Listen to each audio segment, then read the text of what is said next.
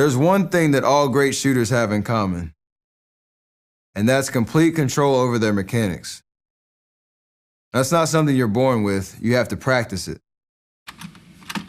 Being great in competition means relentlessly focusing on the small things. In this class, I'm going to show you my mechanics and how I structure the work that I do. You have to get in the gym and put a ball in your hands and work on your mechanics every single day. If you can commit to doing that, you can be as great as you want to be. That was my walk.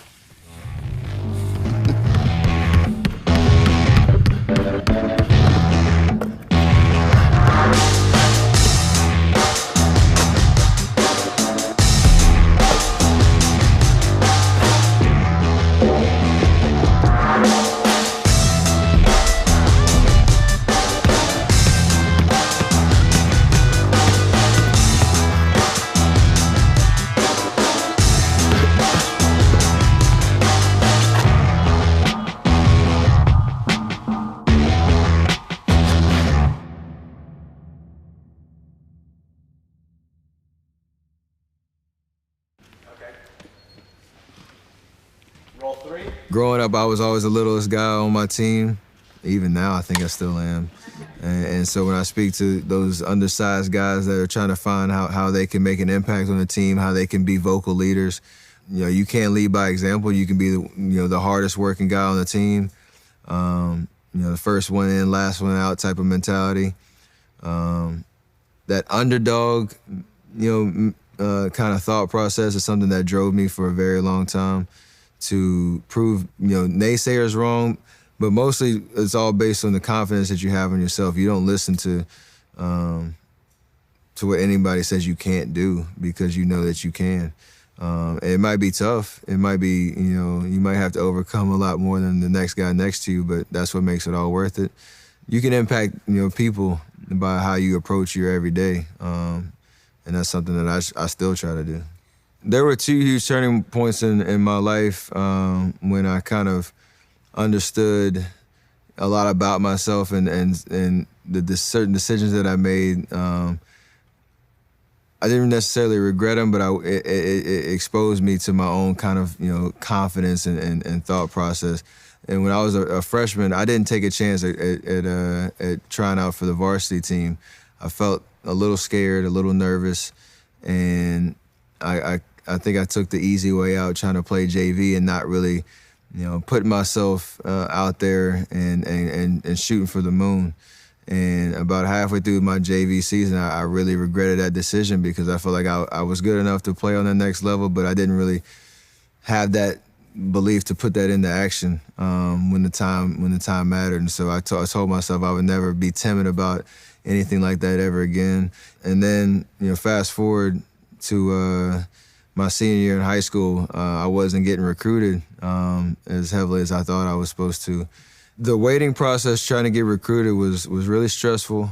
It really nagged at me pretty much every day.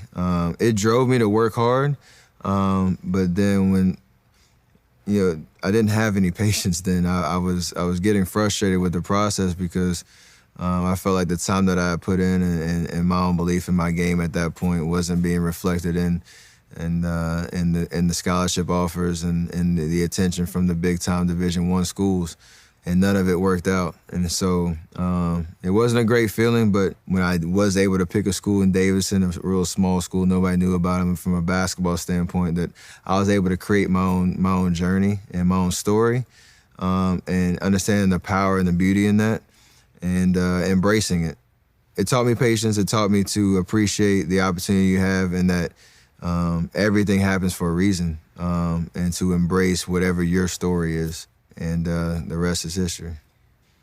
I'm Stephen Curry, and this is my Masterclass.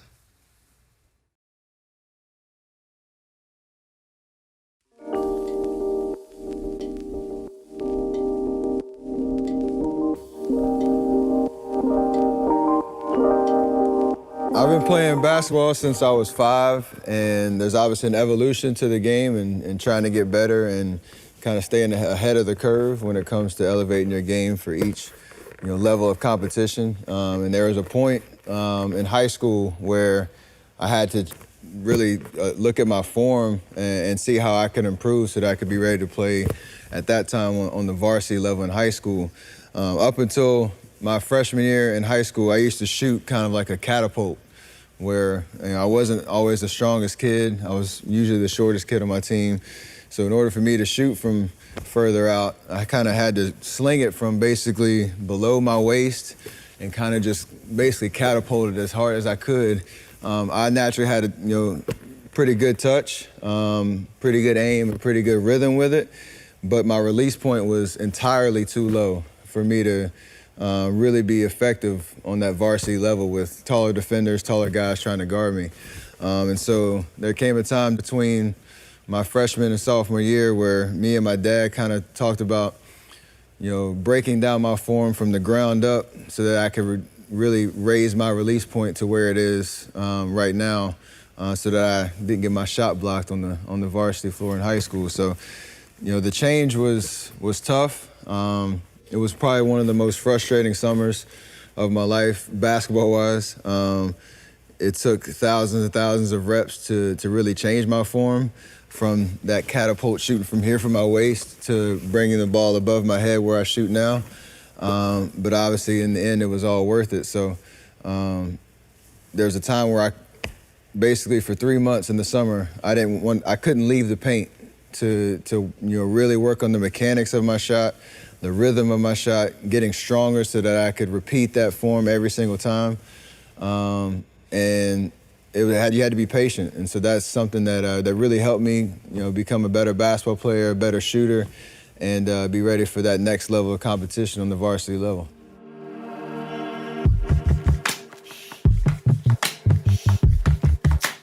There's so many different shots you can take on the court, whether it's catch and shoot, off the dribble, catching on the move. Everything is very similar when it comes to your form and your mechanics because it all starts from the ground up. So if your balance is straight and you're squared up to the rim as best you can, you're gonna have a lot more consistency with your jump shot. So we always try to teach 10 toes to the rim. So no matter where you are on the court, no matter how you get into that shot, right before you're ready to release, you should have your 10 toes facing squared up to the rim. Naturally for me, what feels comfortable is a slight twist to the left. So I'm not perfectly square to the basket. I usually have my feet about 10 to 15 degrees pointed to the left, but they're all pointing in the same direction. I don't have one foot going this way, one foot going that way. I try to stay as square as possible, 10 toes facing the same direction, but they're a little off center to the left. That's just what's natural for me and my body and my mechanics and my shot. And for you, finding what that balance is something that you need to get out on the floor and just see what feels comfortable. But the consistent thing across the board with all great shooters is those 10 toes facing in the same direction. From there, your hips and your chest are gonna follow that same pattern and be facing right at the basket where you wanna shoot.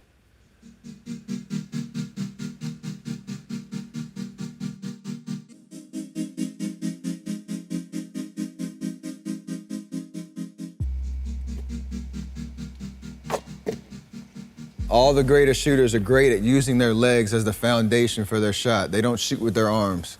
They shoot with their legs first so they get that energy, that flow, and that motion and that power through their jump shot, and everything else is kind of a flow from there. So the best way to get into that position, obviously we talked about 10 toes to the rim, loading our hips, our backside, and getting into this good shooting position, this good, well-balanced athletic position is key. We don't want to have our knees bent in. We call that valgus. We don't want to have our knees bent in or out. We want to have everything squared, shoulders, toes, hips all in the same line. And we don't want to have our knees in front of our toes. Then we lose our balance. All right, we want to have our knees behind our toes, loaded into our hips, loaded into our glutes. And from there, you can basically be able in great athletic position to be able to rise out of your shot and really explode through your core. So that's where you get all of your motion. That's how you can shoot the same from whether it's in the paint all the way out into the deep three area, all because of that core and that power that you get from loading your lower body in the right way. Another key to great balance is we call it finding your arch. And so in any athletic position, To be able to have that balance and that strength through your feet, you basically take the arch of your foot and you plant that into the ground as best you can. We don't want to be able to roll out on the outside of our feet. One, you're going to create injuries, and two, you're just not going to have any balance and strength through your jump shot. So finding that arch is key, planting it into the ground, allowing all of that energy and that strength come up through your lower body, and being able to get out of that position into a nice jump shot, a nice extended position from there.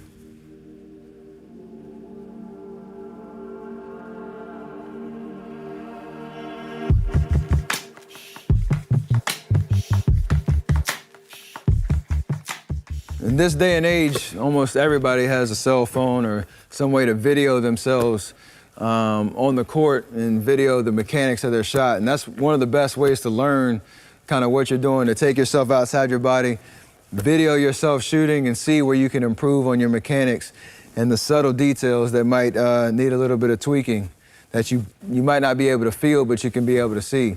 So videoing yourself shooting the basketball would be a great way to help you learn about your mechanics.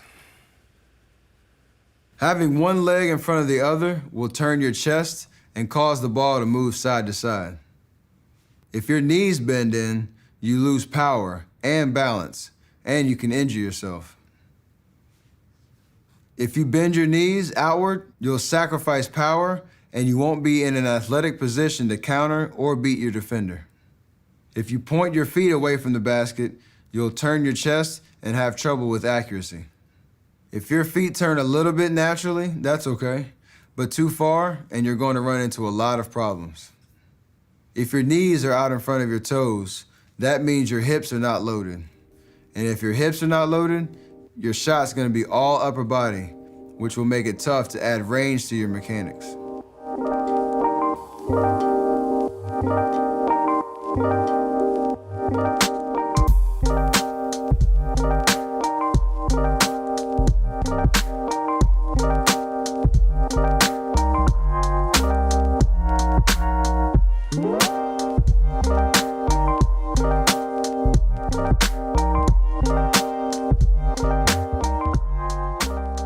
So the ball positioning in my hand is a huge key to becoming a more consistent shooter and creating that feel and touch that you need to get proper spin on the ball and also have a great connection from your hand to the ball so that your release can be as high as you want and you still have control over it. So the first part is that you don't want the ball sitting in the palm of your hand. It's almost like a rock just sitting right there in the palm of your hand. What I try to teach is to have a little space in between my palm and the ball, with the ball sitting in the pads of my fingertips. That allows me to get the proper spin on the ball, the proper rotation, and I just have more touch and more control over it. From there, I try to teach where your hand positioning is on the ball and try to create a straight line down the center of the ball so that you can have a proper release so that the ball stays on line where your arm is targeted to the rim. The best way to do that, taking your dominant hand, whatever your shooting hand is, finding the air valve on the basketball and taking your lead finger and putting it right on top of that air valve right here. From there, I know my hand's centered on the ball and you can kind of get a sense of what that feels like. And take a couple practice shots, just staring at the rim, doing form shooting with your finger right on top of that valve. Obviously in a game, things are gonna be happening pretty fast. You're gonna catch the ball in all different positionings, but you can always get back to that center position if you train yourself what that feels like.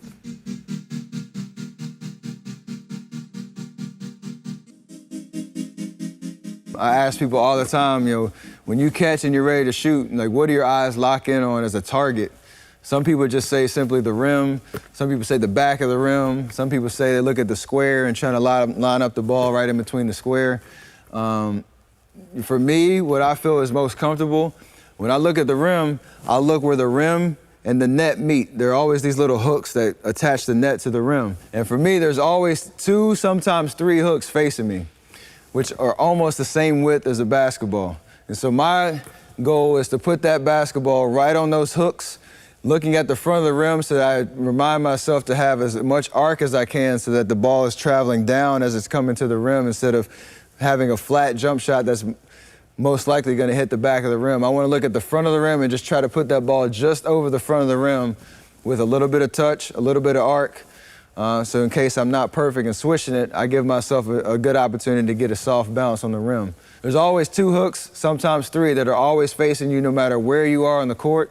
And that's what I lock in on, whether I'm doing form shooting to get my workout started or during games when everything's moving really fast. That's the one thing and the one piece of target that doesn't change.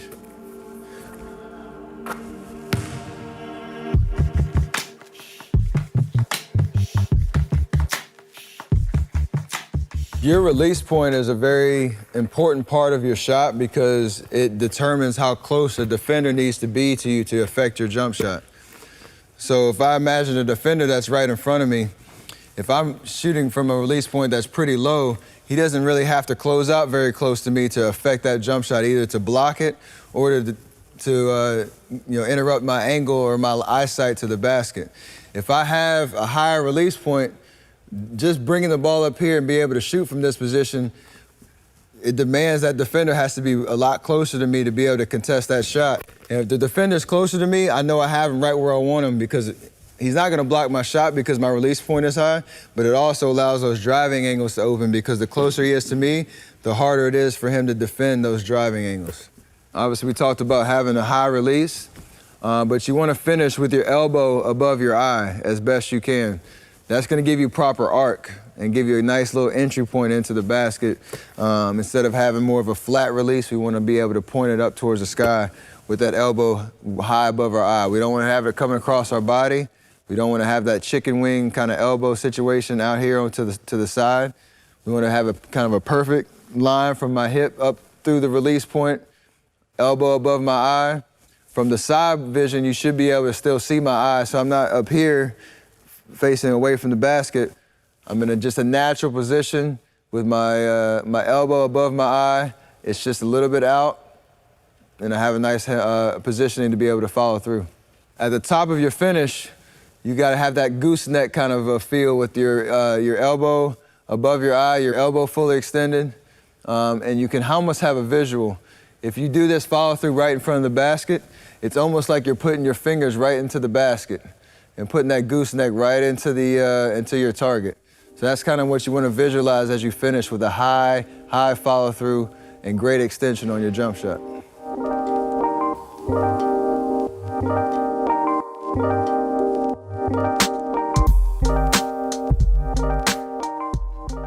Here, Brandon is fanning his shooting hand, which makes the ball spin sideways and move from side to side. Similar to fanning, thumbing gives you the left to right action and side spin. You need to keep that thumb from pushing the ball forward. When you release and finish, make sure your elbow isn't too high. We don't want too much arc on the basketball. We want about a 45 to 48 degree arc. Anything higher than that, you start to lose a little bit of control and accuracy. You also don't want to finish with your arms too low, which will create a flat shot.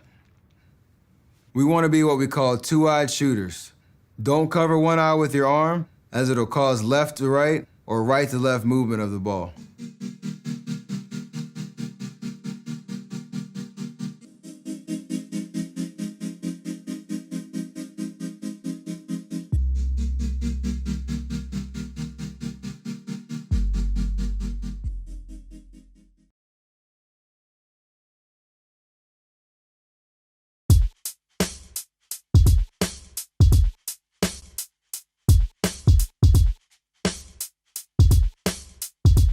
Shooting the basketball is such a unique journey and experience because there are subtle differences between the way everybody shoots. You can look at the great shooters in basketball history.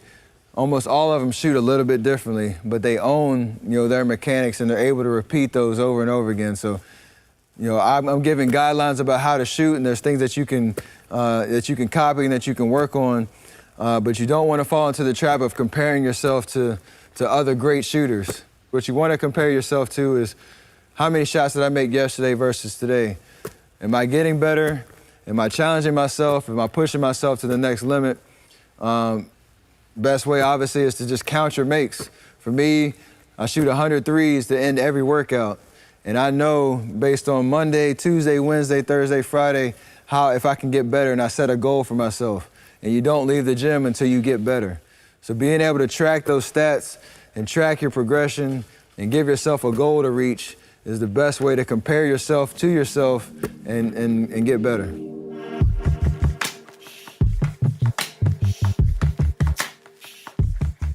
The reason we have such high expectations for perfecting this form when we're shooting, wide open shots, whether it's close to the basket or as we step out into, to deeper ranges, is translating that to the game where there's so many other variables going on. There's defenders, there's teammates, the speed of the game is a lot faster. So we want to be able to translate, for me, I shoot 100 shots. If I make 87, that's probably going to translate to about 60 or so in a game.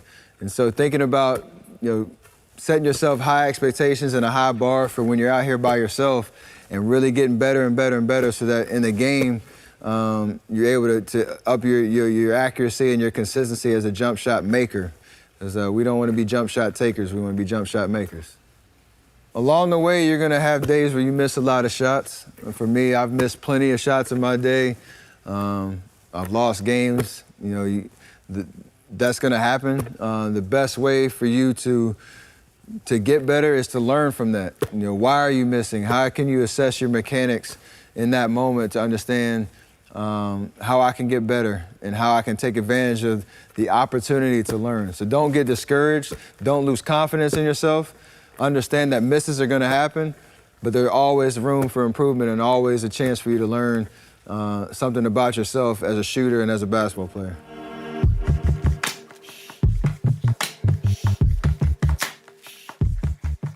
When I come into the gym to start my workout, you might think I just step out to the three-point line and start jacking up threes. That's not the best approach for me. When I start in close and start on my form shots and get my repetitions up and work on my mechanics, the thing that I want to accomplish is I want to have perfect makes to start my workout for a lot of different reasons.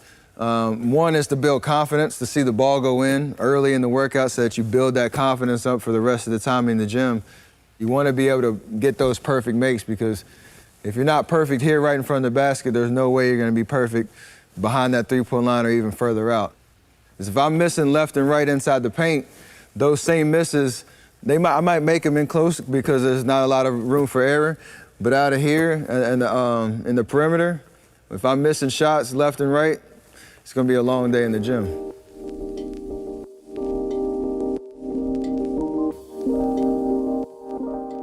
So the way that I practice my form shooting and getting those reps up to work on my mechanics is I start in close to the basket.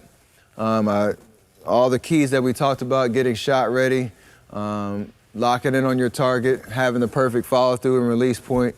You want to be able to start in close, see the ball get in the basket, work on that perfect make from in close, make about 5 makes right here in front of the rim, take a big step back, repeat that process, shooting 5 perfect makes, doing 4 spots back right in front of the rim. So that's 20 makes right there. We want to get to 100, and obviously we have 5 spots so we can go around to work on all the different angles around the basket. So we repeat that, right side of the rim, right wing, top in front, right here in front of the top of the key, left wing, left corner. Get your 100 makes, build your confidence, get those perfect makes in, and that's how you start your workout.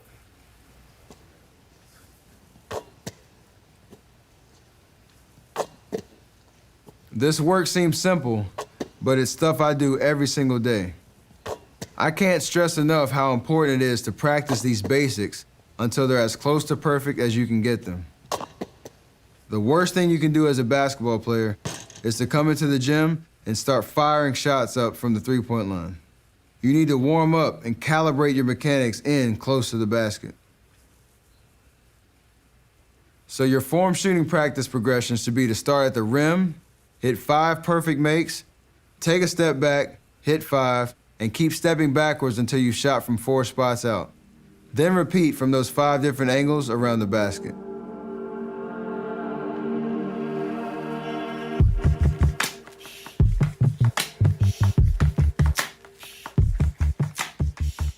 So obviously the goal that we want you to get to is to make 100 perfect form shots with the perfect mechanics and the perfect make to build your confidence and your muscle memory.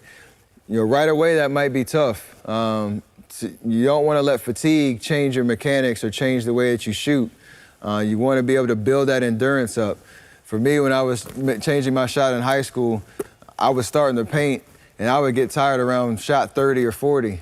And for me to really put that time in to make that change, I had to kind of take a break, you know, however long it took to kind of recover and then come back and build my endurance up. So take that kind of principle, and once you're able to get 100 perfect form makes in one session, just think about, you know, doing that 5 times a week for 10 months. That'll get you 20,000, you know, perfect form shots. And from there, you can pretty much have that consistency and that muscle memory to be able to rely on that in competition or in a game like, you know, setting. So it takes time, but it's worth the time.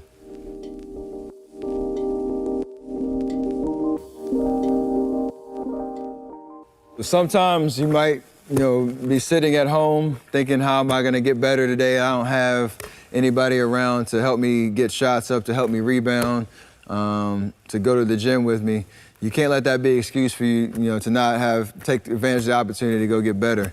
And so a simple, you know, drill that you can work on if it's just you, a basketball, and a rim is perfecting the toss back to yourself to be able to get into that shot-ready position and work on your mechanics. So it may seem simple, but the simple art of being able to throw the ball out with a little bit of backspin and get it into your shot is very, very key to be able to take advantage of those opportunities where you're in the gym by yourself and to get those reps up.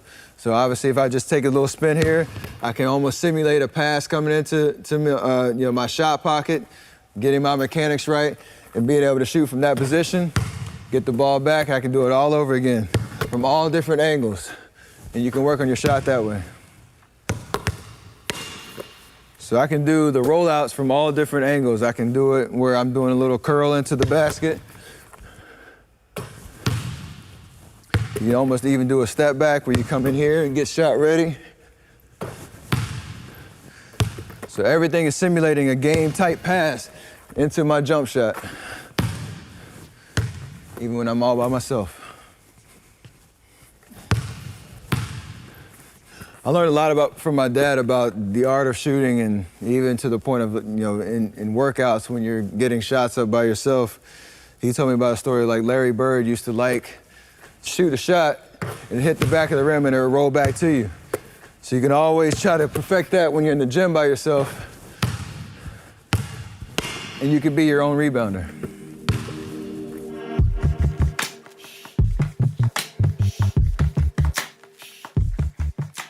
I've shot countless shots in my life from the time I started playing, even now when I'm in the NBA.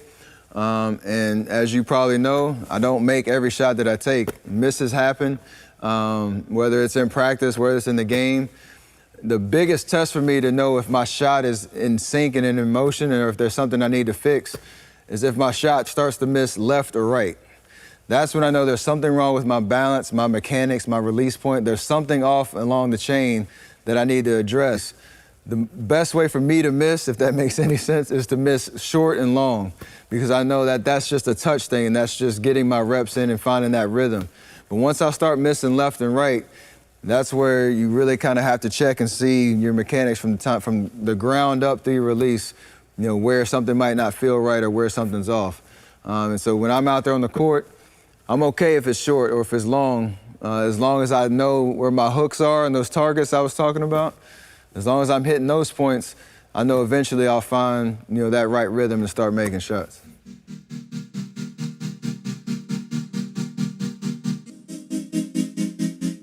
A great example of learning from a miss for me is when I start to miss the shot to the right.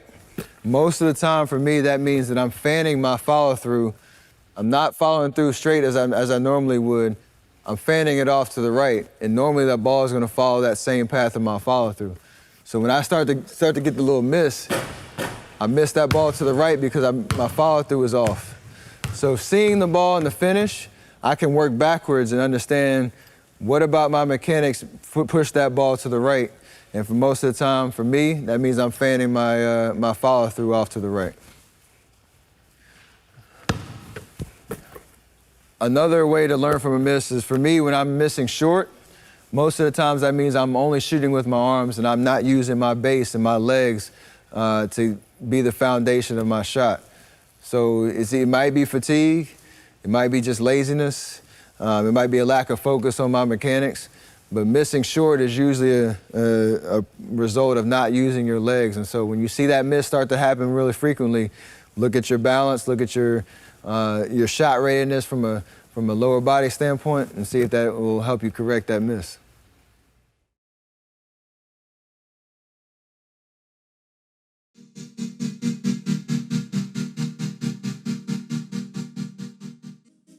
So probably the most common way to get into your shot in a game is probably going to be off catch and shoot. There's a lot of motion on the floor. You might not necessarily have the ball every possession, but that point in time where you're receiving a pass to go into your shot is going to happen. And so to be ready for that, like we talked about, having good balance, doing our work early, having our feet, our hips, our chest, and our hands ready to receive a pass, so that we're shot ready and ready to really capitalize on any kind of space we have to get our shot off. So in order to do that, obviously, I want to be in that position ready to catch the ball before the ball even comes. So before I even see my teammate passing me the ball, I'm already ready in good balance and in good shot-ready form here. From there, wherever the pass comes from, I'm showing 10 fingers to catch the ball. I don't want to have my hands down. I don't want to have my hands out here. I want to have everything ready to catch that ball so that I can do something with it as soon as I catch it and as soon as it hits my hands. Showing those 10 fingers to your teammate is really important, because obviously you want the ball because you're ready to shoot. From there, when I catch the ball, wherever the ball comes in, we kind of classify that as the level of the catch. So from here, when I catch the ball, I don't want to take that ball from here much lower than maybe an inch or two below that to get into my shot, because one, we're going to waste time, and two, it's just hard to repeat this motion if I'm catching and dropping the ball and then coming back up for my shot. So wherever that ball comes in, you may drop it a little bit to get your rhythm and get the motion started, but from there, the ball should follow a straight line up into your shot pocket and into your release. So no matter where that ball comes from, I catch it here, I'm shot ready, I'm squared up to the basket, I'm in good balance. I catch, it's a straight line up to my release point above my head, wherever you feel comfortable, and you can kind of release it from there.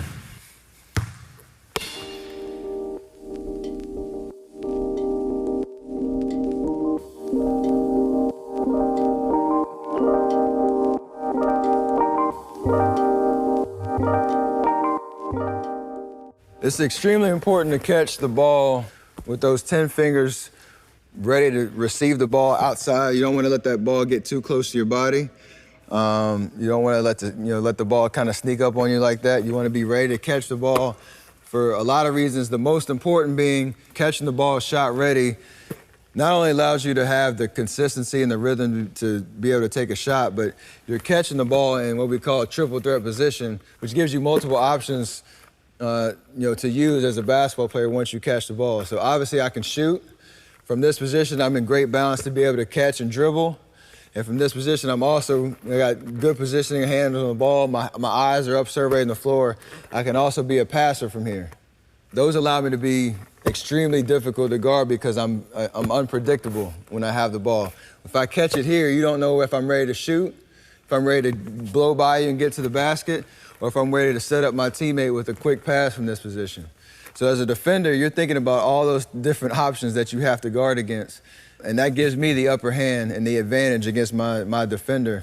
When I catch the ball shot ready, squared up to the basket, able to see the floor, they have to either close out to me really hard.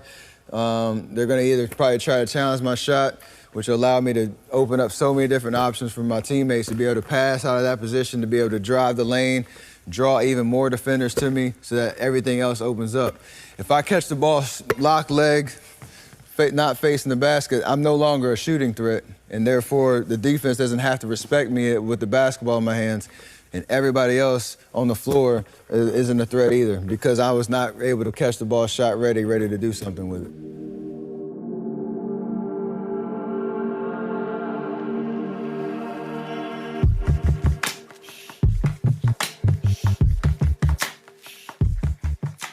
Sometimes in a game, when you have a lot of moving parts and defenders everywhere, and you got yourself open and you're ready to catch and shoot and you're waiting for that pass to come, that pass might not be always on time, on target.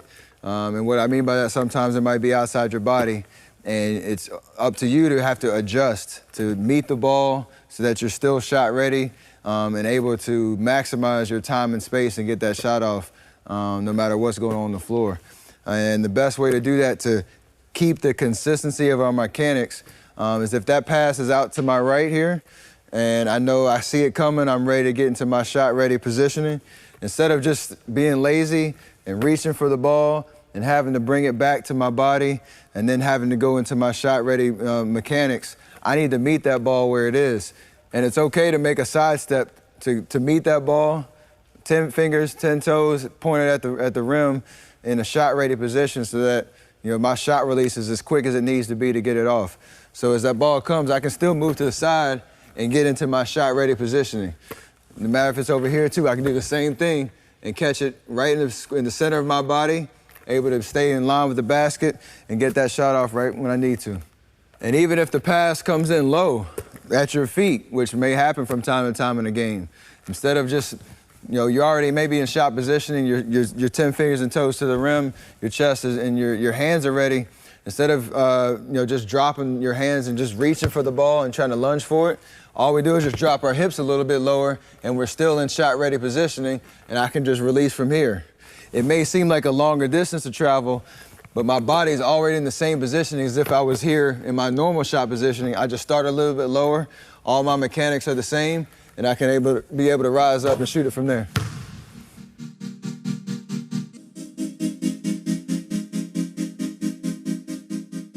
To maximize the quickest release possible for you, it's really important to focus and lock in on the path that the ball takes from your catch-ready position to your final release point. So a lot of the mistakes that most people make is when they catch it here, they bring it through the center of their body, underneath their chin and their nose. And normal human reaction to that is to either have to move your head out of the way. You're obviously blocking your view of the rim, which is not good for your aim and for your eyesight. The best thing to do when you're catching shot ready, draw a line from your hip through the right side of your body, because I'm a right-handed shooter, up through your eyebrows and up into your shot position.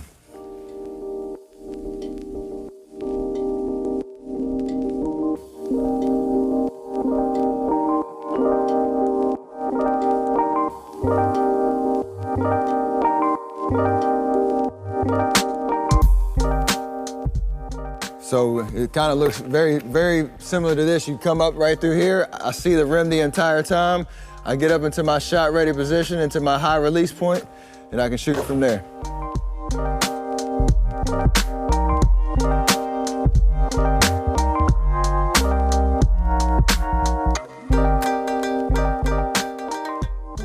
Don't rotate your hands.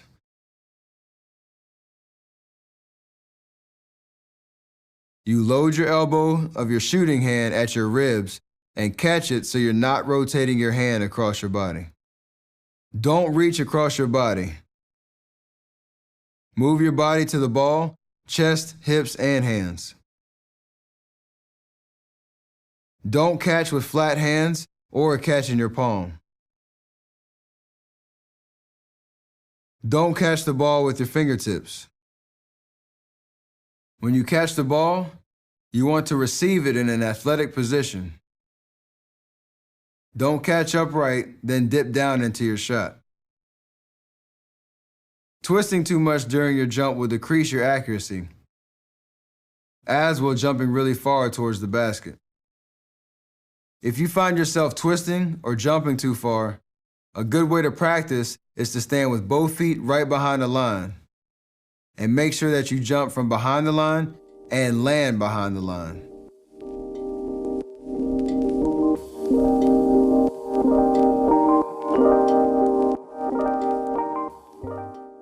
When you start adding footwork to your shot, get a friend or teammate to rebound for you and pass you the ball as you move to it.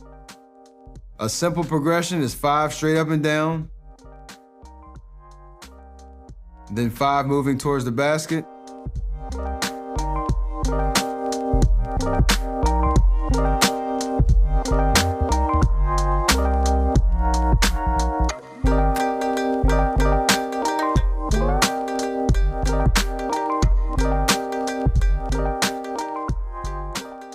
Five moving away from the basket.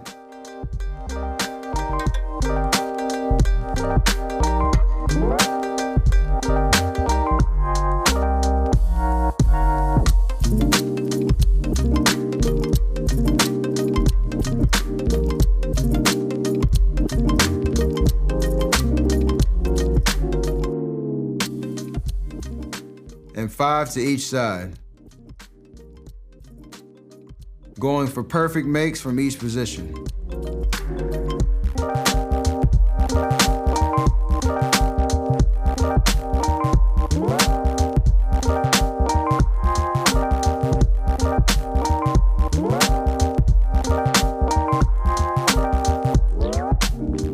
When you're moving laterally, it's important to keep your nose in the center of your body so you can go straight up into your shot.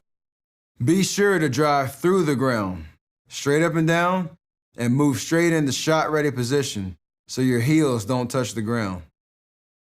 Only start practicing this stuff once you've gotten down to static form shooting. Your mechanics stay exactly the same. You're just adding the footwork.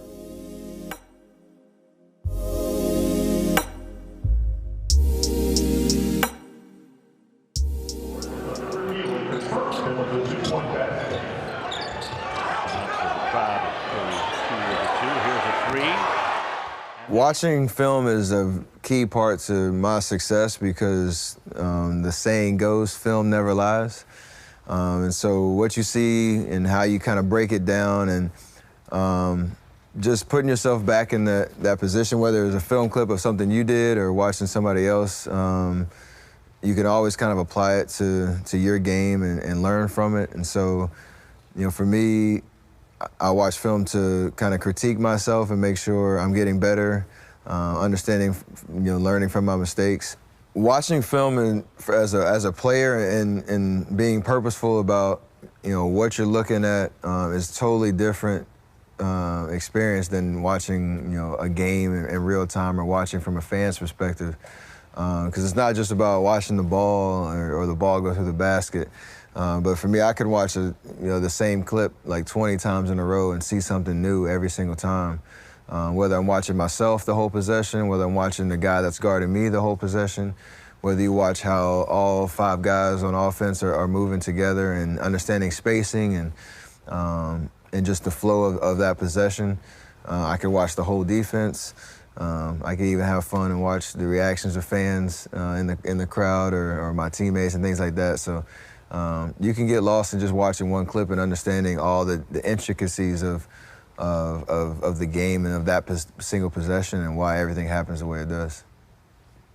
So in this play right here, I'm the setup man, and it happens pretty fast, but you see the separation I was able to see between me and my defender and basically retrace my steps to come back out to the same spot I started. The play is designed for me to come off not 1, not 2, but 3 screens on the other side and come off on the left side of the court. But as I said, every play is not choreographed and things happen and you have to make adjustments and take what the defense is giving you.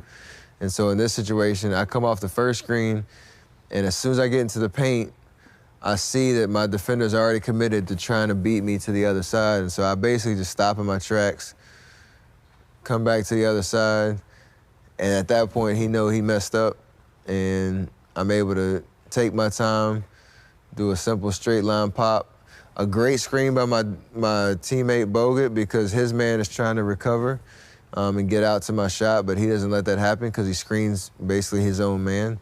And from that point, I'm able to knock down that shot. You'll see that even though I have a lot of time to get my feet ready because there's so much separation between me and my defender, my mechanics still stay the same. So my preparation for this shot stays the same no matter if that guy was 1 foot away from me or 10 feet away from me. And so I catch the ball shot ready by getting my feet and toes square to the basket as soon as I catch the ball. So there's no hesitation there. even though I'm wide open, there's no reason to change my mechanics or do anything different than I would on any other possession.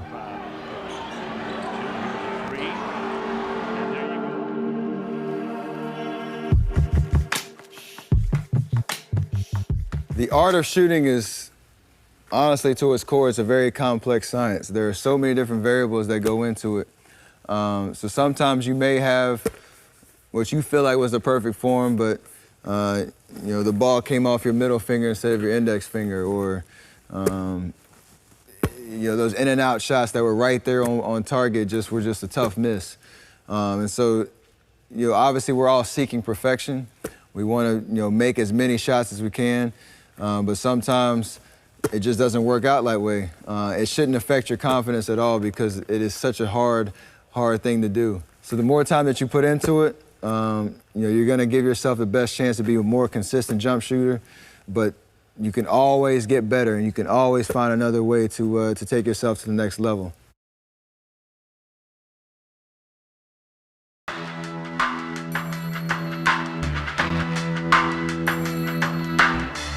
For me, when I was coming through college, I mostly played the shooting guard position, so I was mostly off the ball, receiving passes, and I had a great point guard that I played with at Davidson that was my setup man, and he always found me when I was open. But there came a time where he left school after he graduated, and I had to make the transition over to being a full-time point guard.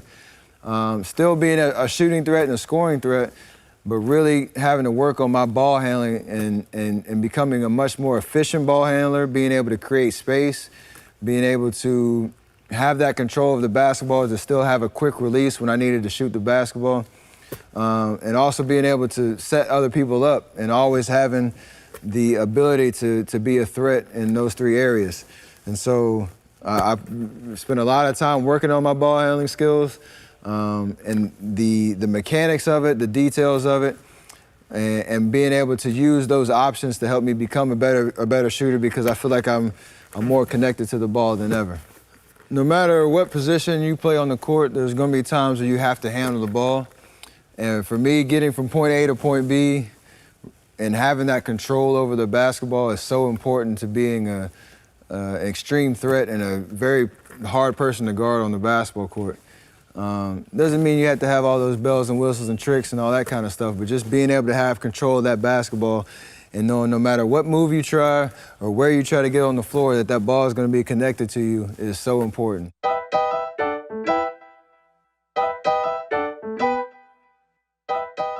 The keys to becoming a great ball handler in your body position are very similar to those of being a great shooter. Because your foundation is the same, so that you're always ready to shoot it at a moment's notice. So we always want to keep our nose behind our toes. We want to have our base really loaded.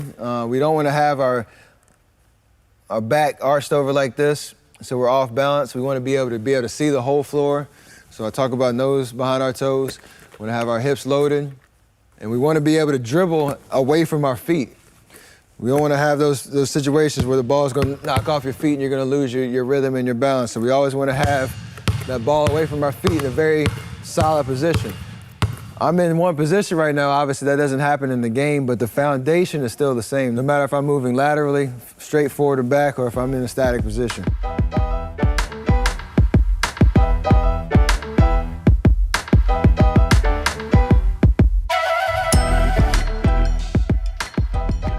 So the key to all that is balance. We want to be able to really work on what it feels like to move the ball around our body from a static position so that when we are moving in a game-like situation, that ball is moving at the same speed as our body is. And we are always in balance and always ready to change direction, always ready to be shot ready, always having control of the basketball at all times.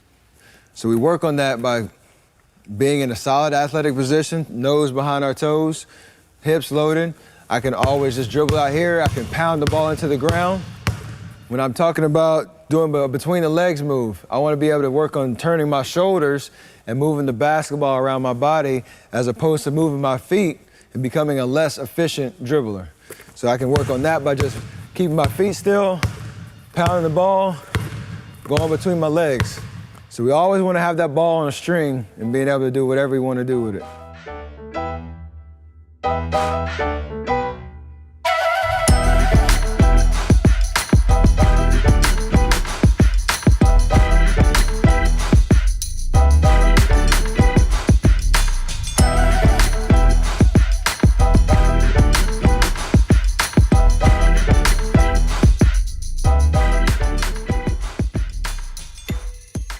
We like to teach having the basketball come up somewhere between your knee and your hip, which coincidentally is about the same space and the same height that you need to get into your shot pocket. So we don't want to dribble too low when we're down here having to reach for it. We don't want to dribble too high where there's so much time in between, the ball being in your hand and the ball being on the floor. There's that really, really cool sweet spot that you can find somewhere between your knee and your hip that you can get that basketball bouncing to. And I can also get shot ready from there at any moment's notice.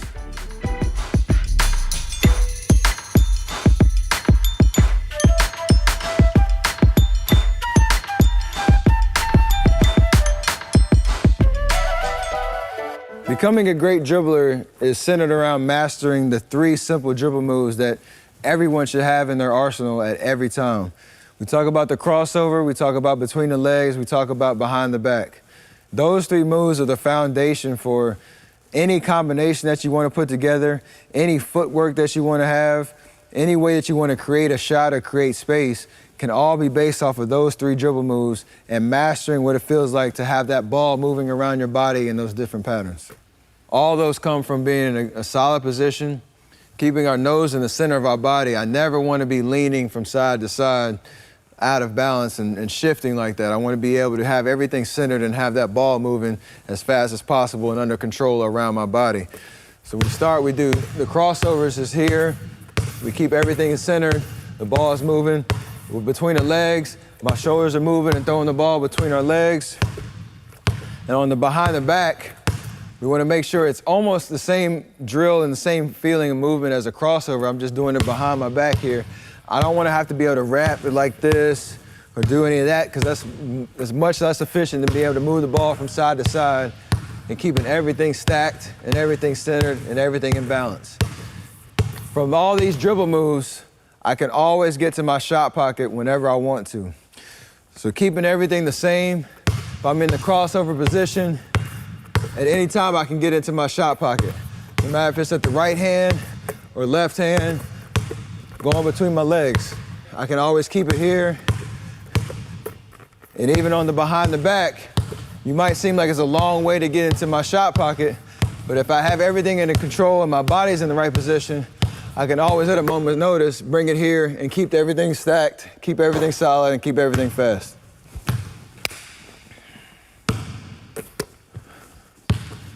When I'm in a game and I'm sizing up my defender, trying to figure out how I want to create space or set somebody else up for a pass or, drive into the lane to finish or even, knock down a jumper, 99% of the time it's all based on one of those 3 moves or a combination of all 3.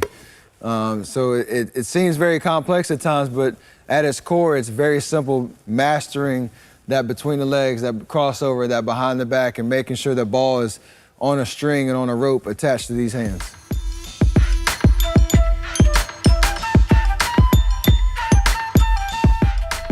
The key to becoming a confident ball handler is all about having intensity and aggressiveness and power behind your dribble. We want to have as minimal amount of time with that ball in the air.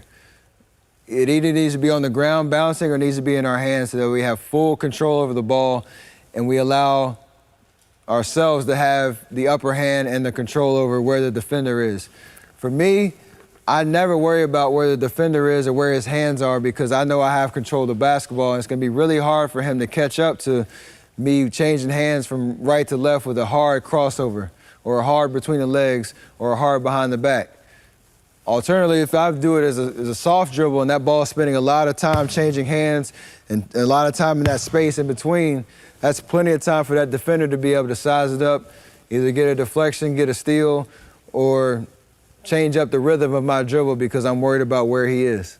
So when you're thinking about becoming a better ball handler, You should focus on one thing, knowing that the harder that you dribble that basketball and the more intensity that you put behind each bounce will allow you to be a lot better, suited to make those combination moves, to put together all that footwork that you need to have. The softer the dribble, the harder it is for those things to happen with rhythm and to happen with flow, and to actually be able to help you create space on the basketball floor.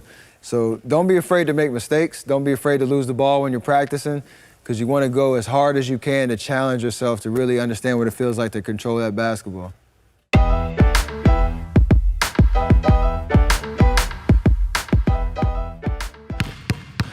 This is a good way to start every workout. Just remember that everything is a progression. Start simple. Keep your hips loaded, well balanced, and drive the ball hard into the ground. Keep the ball outside of your feet. I'll usually start by doing 20 on each side, then 6 on each side, then 2, then 1. On the crossover, note how little my nose is moving. It's moving just a little bit, but not enough to shift my weight from one side of my body to the other. Remember, on these dribbles, you always want to keep your eyes up, never looking at the ball. On the between the legs, there's minimal shoulder turn. It's okay if you pick your heel up a little bit when you're going between your legs. Drive the ball under your hamstring, not under your butt, to make it travel the shortest distance possible. And on the behind the back, you're not wrapping, and you're actually not going behind your back. You're just going right underneath your hamstring. The ball is just moving side to side, just like a crossover, just behind the knee. Stay seated in your hips.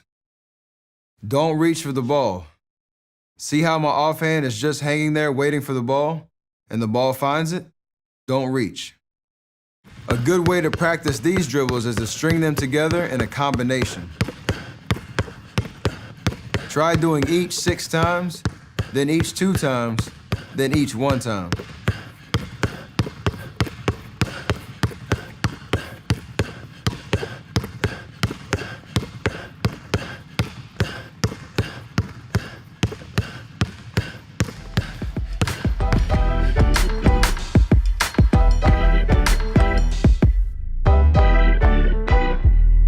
When you're thinking about the details of ball handling, the best way to check yourself is to ask yourself why you're dribbling is if I'm in this position, can I shoot from this position? Can I take that crossover move and turn it right into a shot-ready position and get into a perfect release? If the answer is no, then you need to readjust yourself and readjust your body to be able to make that correction. So some of the mistakes that some players make when they're dribbling the basketball is they get a little bit lazy with their feet. They get a little, they lose the details in your balance and your body positioning. And it creates a much larger distance for the ball to have to travel, which when you have, that time in the game when you create a little bit of space and you have to get that ball in that shot pocket. If I'm in this position and doing these dribble moves and having to bring the ball back around and then shuffle my feet to get back into shot pocket, it's gonna take entirely too long for you to get that shot off. So if I'm here, I'm doing crossover dribbles and I'm losing focus on where my body is, it just seems how loose the basketball is, and I'm not really ready to, at a moment's notice, get the ball here into my shot pocket. I can't shoot from this position. So we always wanna keep our feet underneath us, as close to shoulder width apart as we can, keeping everything intact. And at any moment, I can bring it into a shot pocket and knock down that shot. Here, Brandon's dribbling with the ball inside his feet, eyes down and dribbling softly. You want the ball outside your feet, eyes up, and a hard dribble. Here, he's got his nose outside his body. He's leaning on one leg, dribbling too low, and dribbling softly. This is called palming the ball. You don't want to dribble with just the palm of your hand. This is what we call moving your body around the ball, not the ball around your body. You see Brandon's nose is turning and moving outside the frame of his body. His feet are too wide, and it's really hard to move athletically when you're moving the ball like this. He's driving the ball too far back under his butt instead of under his hamstrings, and dribbling way too high off the ground. Here, look at Brandon's shoulders. You don't want to turn your shoulders too much when driving the ball between your legs. Keep that shoulder turn minimal and efficient. Here, he's shuffling his feet, which makes it hard to be explosive and hard to get up into your shot. Keep those feet stationary when practicing these moves. Don't bend your knees inward. Keep your lower body in a strong, athletic position. And don't lean backwards to chase the ball.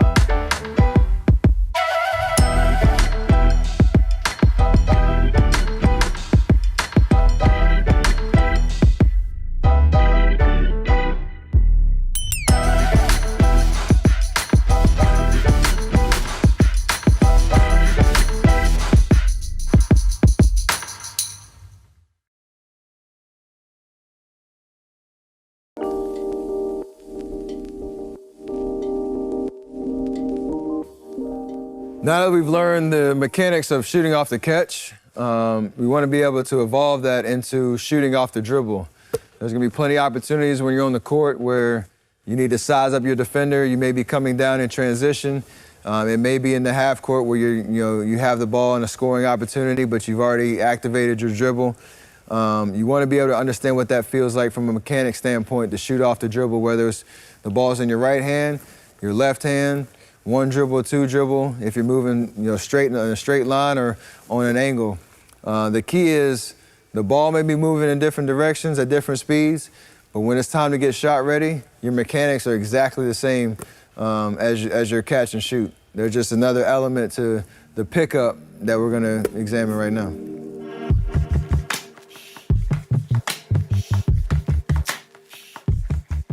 So the simplest way to get into a shot off the dribble, we'll talk about a right-hand pickup.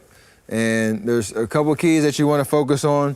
The pound into the shot needs to be really, really aggressive and really hard so that you can get that ball to bounce back off the floor right into that shot-ready pocket. And you can get that quick release off of the dribble.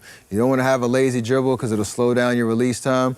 You also want to have that ball just outside your knee so that it's easier for you to get that ball in the shot pocket and the ball doesn't have to move side to side as much.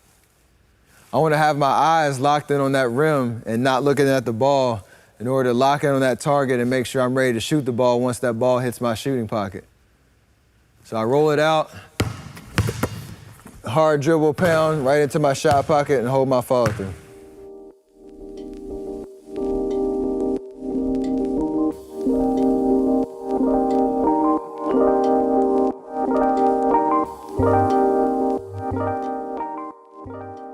So that last pound into your shot off the dribble is very key because you don't want to have to be able to reach for the ball, but that last pound being able to come back into shot pocket will allow you to keep everything in one motion so that you're able to use your foundation and the strength of your legs into your shot. Having to reach down for it will take everything out of rhythm and you'll have to reset in order to get that proper jump out of your base and out of your foundation. So that last pound has to be hard, has to be aggressive, right into shot pocket, and I'm ready to shoot.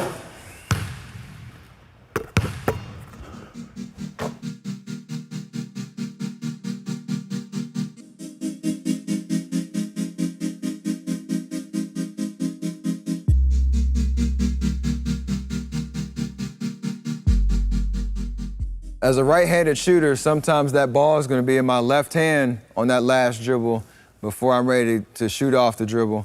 And so the mechanics of my shot should be the same, but there's a little detail that we need to address when it comes to bringing that basketball from the left side to the right side.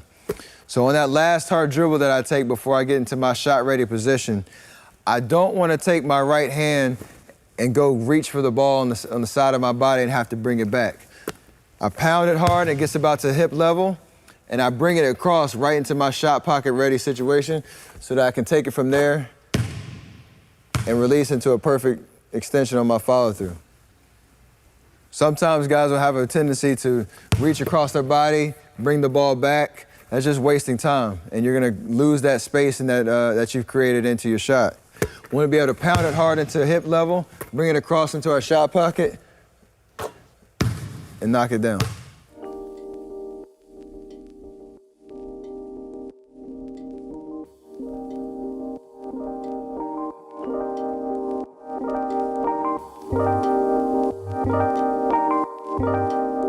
Even when you start to incorporate the dribble, remember that all of your mechanics from form shooting stay the same. Start with just a single ball pound up into your shot. Again, aiming for 5 perfect makes in close to the basket. Then move back step by step.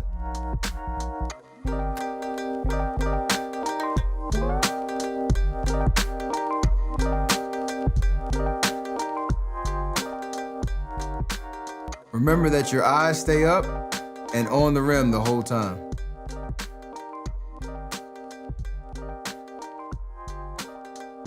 Once you're feeling comfortable with the mechanics of stationary pickup shooting, then you can start to incorporate the basic moves that we worked on in the ball handling chapter. Just because you're crossing over or going between or behind doesn't mean that anything changes in your shot mechanics. Keep your stance and mechanics the exact same.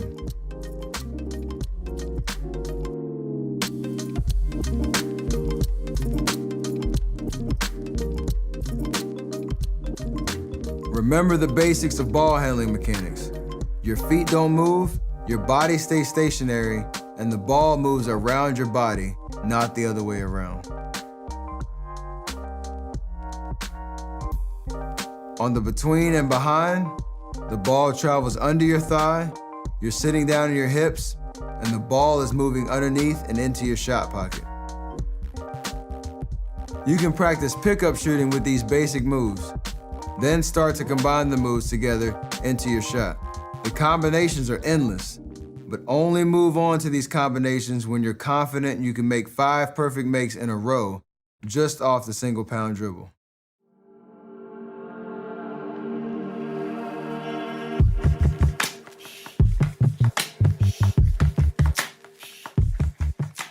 So the key to being a great shooter is having confidence in yourself no matter what the outcome or the result of the shot before was. I have the shortest memory in the world when it comes to me as a basketball player. When I take my shot and it leaves my hand, hopefully everything I did mechanically was sound and was what I work on every time I'm in the gym.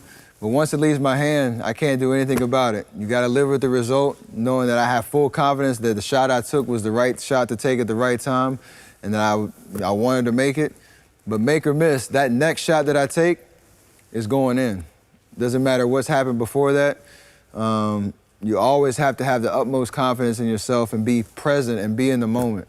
In order to have complete and utter confidence in your shot, that has to come from proper mechanics. And the only way for you to get proper mechanics is to put the time in to really perfect your shot. You have to get that muscle memory that you need. And the only way to do that is to just live in the gym. Get those reps in, put the time in to make yourself better, challenge yourself, and all that will just breed uber confidence in yourself when you're out there on the floor. Whether you've made 10 in a row, whether you've missed 10 in a row, you know you've put the time in to get better, and you can rely on that. It's not always gonna be perfect. The journey has some highs and some lows, and there'll be games and there'll be some streaks where you just miss, and that happens. The best way to bounce back from that is obviously first not to lose confidence in yourself and that work that you put in, in your game and in your abilities, but also you might need to just get in the gym and just, have a little recalibration session. Just get in the, by yourself, see the ball go in the basket, remember what it feels like to have those proper mechanics, but also understand as a basketball player, whether you're a great shooter or that's what you relied on your team, there are other things that you can do to help your team win. And there are other things that you can do to impact the basketball game beyond shooting. So we don't live and die by the jump shot, even though we have confidence, or I have confidence in myself every time I have the ball in my hands. But you want to be a complete player and want to be able to do as many things on the court as you can, even if your shot isn't going in.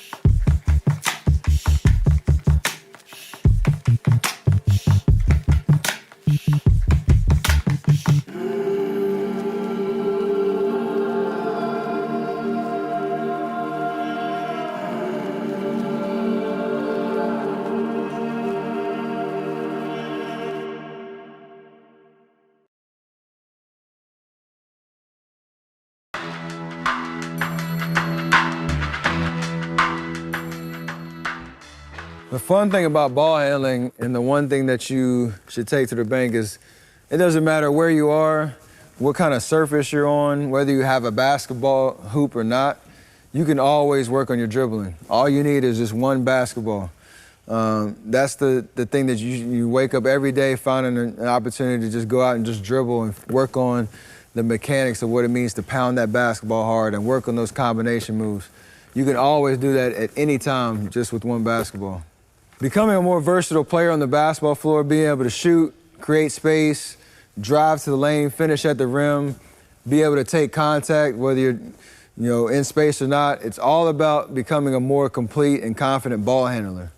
All those things stem from being able to control that basketball at all times, knowing that you're going to have to either go through a defender, you're going to have to worry about finishing at the rim, you're going to worry about driving that lane. The last thing you need to worry about is that basketball is going to be there with you. And the only way to do that is to put the time in working on your ball handling.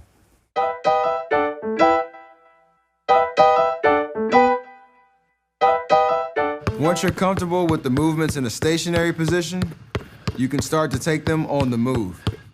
Start slow. We call it fastball, slow feet. You're dribbling with force, but just taking small steps.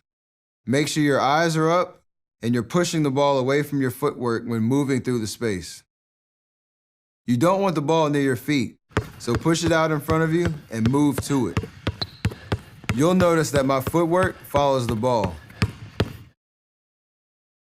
I cross to my right, then my right foot moves. I cross to my left hand, and then my left foot moves. It's the same going forward and backward. After you practice these moves going straight forward and backwards, you can start to incorporate some angled movement. Again, the foot is always following the ball. The ball moves, the foot follows.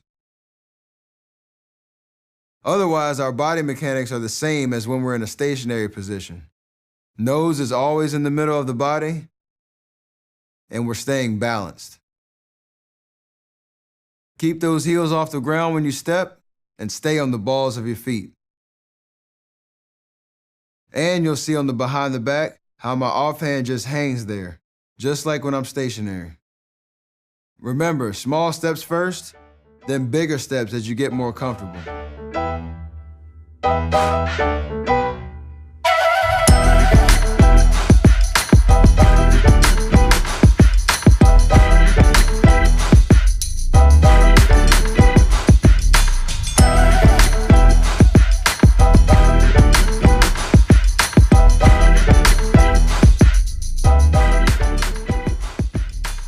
In order to be great, for me, the way that I assess, how the day went was if I can say honestly that I put everything I had into that workout, that I left the gym a better player, a better person than when I walked in the gym, then that's a success. And if you put multiple, of those days together in a row, you'll look back and be on the right path that you want to be. My college coach used to say, we're about building the penny jar one penny at a time, and you can only put a penny in the jar if you can honestly look yourself in the mirror and say that you're a better basketball player after you leave the gym than when you walked in. And over the course of a season, over the course of a year, whatever goals you set for yourself, if you look back and that penny jar is full, you're doing something good.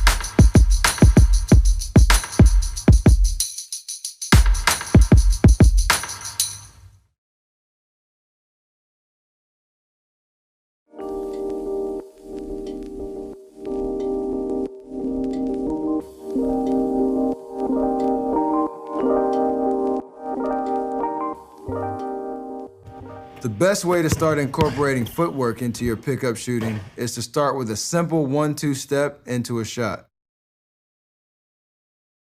As soon as that second foot hits the ground, you go up into your shot. These concepts involve the same mechanics as the form shooting and the same footwork as the four-way form shooting. Remember not to hinge over and to stay vertical and land in a balanced position. We're adding complexity and new elements, but the rules stay the same as they were with form shooting.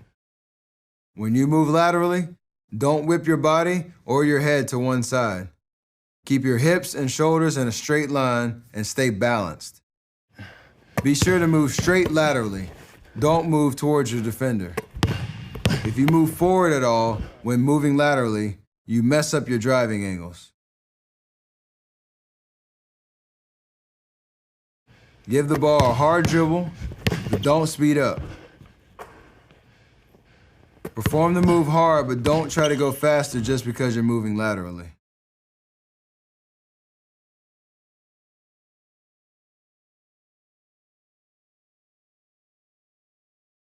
When moving backwards, remember to keep your nose behind your toes. Don't lean forward and lose your balance. Then go straight up into your shot. This is where your ball handling mechanics are critical.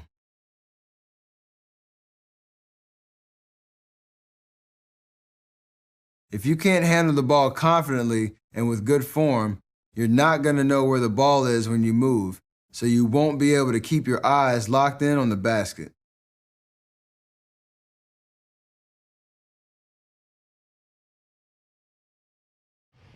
The tighter your handles, the more confident you can be moving into that space and going straight up into a shot. Here, we're just starting to combine all of our mechanics from the class so far. Stay centered. Push that ball out in front of you.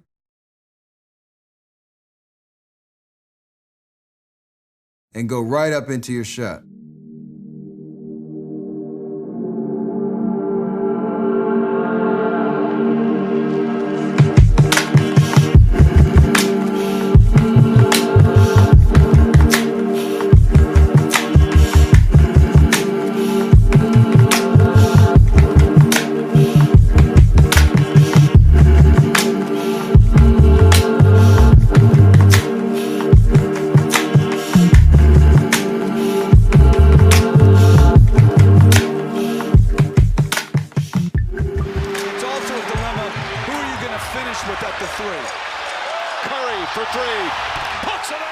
This is one of my I guess, patented dribble moves and one of my favorite ones to do.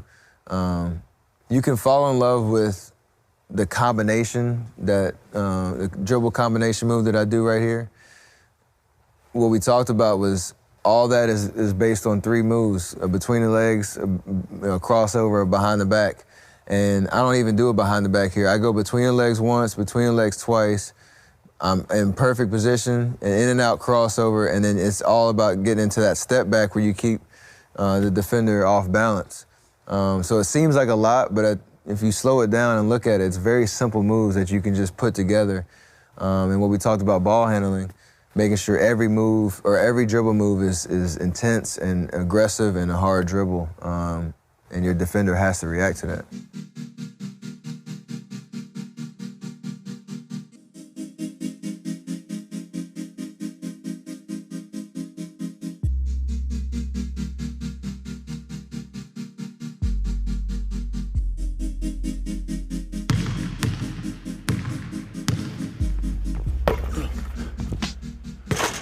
So on this one, it's a simple, 1-2 gather step into a jump shot. The key is doing your work early and staying low and shot ready before the ball comes. You can see how I kind of, execute that as opposed to being lock-legged and standing straight up and then having to get into my shot prep, which is just kind of just wasting time. As you know, when you're on the court, you got split-second decisions, so you need to do your work early when you catch the ball and be able to be shot ready at all times. As a right-handed jump shooter, on this 1-2 gather step, you'll notice that my right foot comes just in front of my left foot as I plant.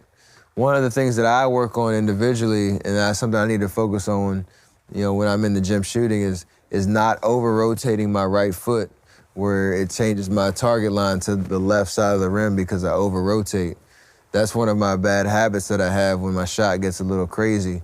And something I really need to focus on is stopping my right foot short and squaring it up a little bit more to the basket. And so when I watch this film, I can see my right foot's almost over-rotating on this shot. I'm able to adjust, but in a perfect world, I would bring that right foot back just a little bit and square it up to the basket a little bit more. Klay Thompson in pursuit, lost the handle. Iguodala ahead to Curry. Curry launches a three. When we talk about, pull-up jumpers, whether it's in transition or whether it's in the half court, we always talked about that last dribble being a hard pound dribble to about waist length or waist height, and trying to bring it over to your shot pocket in a pretty seamless, quick fashion so I can get my shot off in pretty quick. So this is one of those, you just gotta live with the result type shots, because in this situation right here, it's almost time and score, so we're up 5 in the second quarter of the finals with 40 seconds left. I go for the dagger. I don't think there was any second guessing that I was gonna shoot that, even though Kevin Durant was wide open for a dunk. But I was already in rhythm, already had kind of eyed and locked in on the rim, and I'm gonna live with that shot because of the confidence that I have and the preparation that I put into it. And so all those things, take into account, my mechanics have to be perfect for me to execute the shot. And that last dribble has to be a hard pound. I get it to waist height and be able to get it over to my shooting pocket and finish it in a perfect rhythm shot, and one that I've taken over and over and over again in the gym. From a basketball IQ standpoint, you could say good shot, bad shot. The bonus that we do have is that we have rebounding position right here. So my teammate Kevin Durant, if I miss that shot for some reason, he's in a great position to get an offensive rebound and put it back in the rim. So we have that going for us. But that's one in that situation, I'm going to take 10 times out of 10.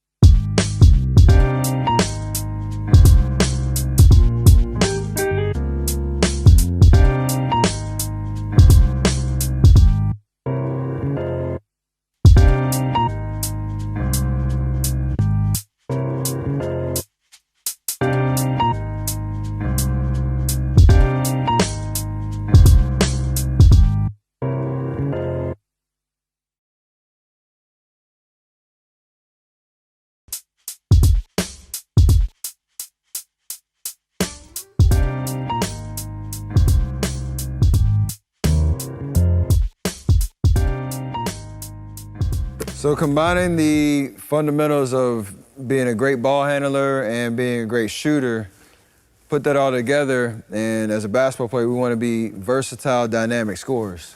We want to be able to do it in a lot of different ways, be able to read our defender, and know what moves to call on, what footwork to call on. And we want to always be the aggressor and be the one in control of the situation when it comes to the dance between the scorer and the defender. As we always have counters, we have our go-to moves, we have all sorts of different ways to create space to get our shot off or get into the lane and be able to finish. When I'm looking at my defender, I want to look at where his feet are, where his hands are, and essentially where his nose is, so that I can understand exactly what leverage I have as a scorer to keep him off balance, to set up a move that I want to get to, or to create space to get a shot off. So when I look at those three things from the defender, there's certain factors that are gonna determine what move I'm gonna execute based on the dynamics of where my defender's feet are, where his hands are, and where his nose is. Based on where his feet are, that kind of gives me a kind of directional cue of which side I want to attack.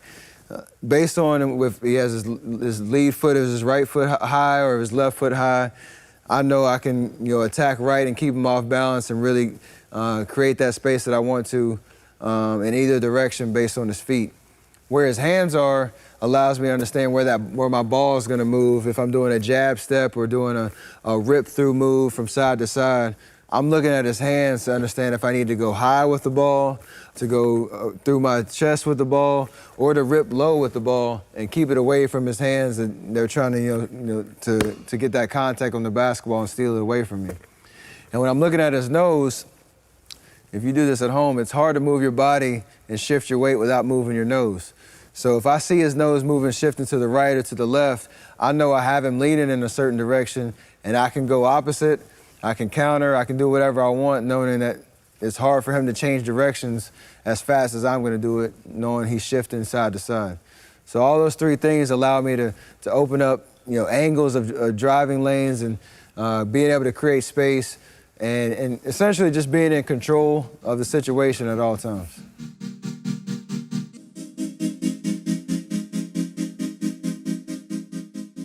So I brought Brandon out here to kind of dive into what I'm looking at as he's a defender and how I can create leverage with simple jab moves, dribble moves, to be able to create that space that I need to get a shot off.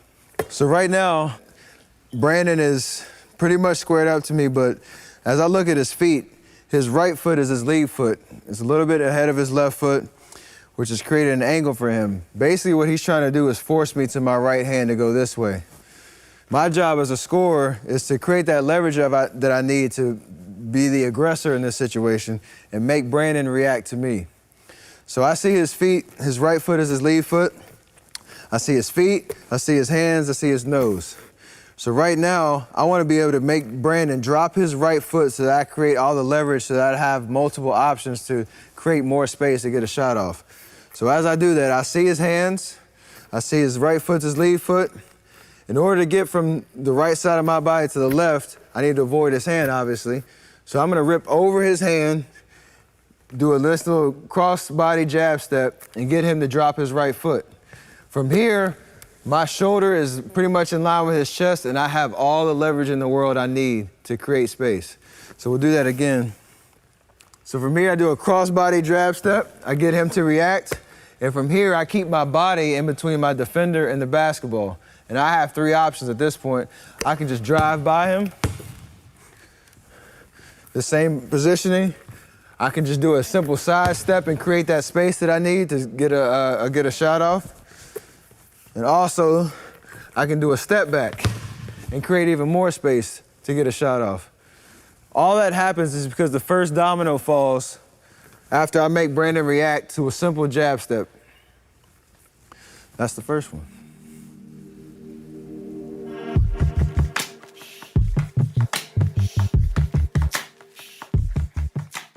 In this situation, as Brandon has his right foot as his lead foot, I want to make him react and make him drop that right foot so that I can create space to get a shot off. The one thing I need to pay attention to is where his hands are. For me, that gives me 3 different options based on where his hands are to move the ball from my right side of my body across the body over here to get into that right scoring position. If his hands are high, it's an easy rip through across my chest at about waist level. I'm keeping the ball protected. It's a violent jab across my body, and I'm ready to get into the scoring position. His hands move down to the center. They're about hip height on my body right here. I see that before I want to make the move. I have 2 options in this. I can go over his arm, protecting the basketball, or I can rip the ball low and protect the ball away from his hands. Lastly, if his hands are low for some reason, he wouldn't do that if he was guarding me. But if his hands are low, I can just basically take it over, get into this position, and be able to create the space that I need, and the ball is protected at all times.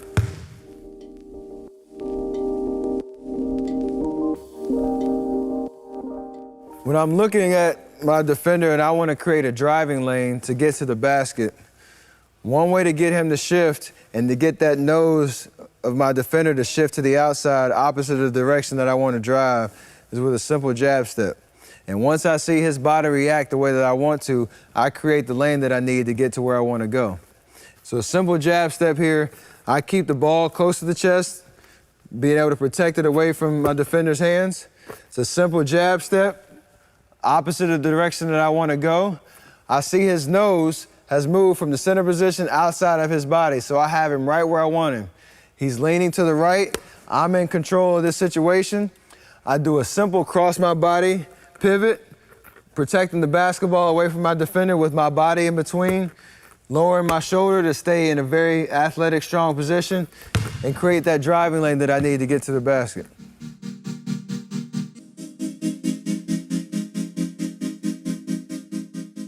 Another situation you might be in when a defender tries to crowd your space and take away your angles of attack by closing in that space as a defender, you got to create that space on your own. You got to really be the aggressor and go right back at your defender. So the best way to do that, as you see, Brandon is pretty close to me right here. This might intimidate some basketball players to be afraid to dribble the ball, not really have any options to pass. Obviously, you can't really shoot from this position. So in order to create that space and get Brandon to back off a little bit, I'll do a center jab right into his body, protecting the ball at all times. So I can rip through, jab right into the center of his body. He has to respond to that. He has to respect that. I come back to a square position, and you see how much space I've already created by just doing that simple move. From here, I'm in control. Obviously, if I want to come back, if I want a center jab right into shot-ready position, I'm here. I've created enough space. I can shoot. I can get here and do a jab, get him to lean, get him to drop and have an angle of attack to drive down the left side. From here, I can even do a simple center jab to create that space I need into a step back. And look how much space I've created with one dribble and one jab step. So it's about being efficient with your footwork. It's about protecting the basketball away from your defender, but also being in control of the situation at all times.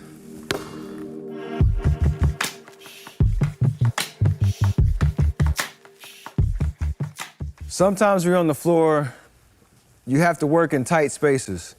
And in order to always be in control, sometimes you can utilize what we call a pull dribble or a hesitation dribble to be able to survey the floor, get your defender to react to you, but also keep yourself in position to create space to get a shot off.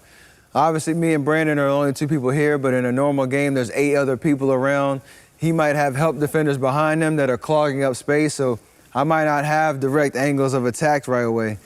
But in order for me to kind of be in control and open up other avenues, I can utilize simple pull dribbles to make Brandon react and give me more opportunities to counter, to create space, to step back, to jab, whatever the case may be.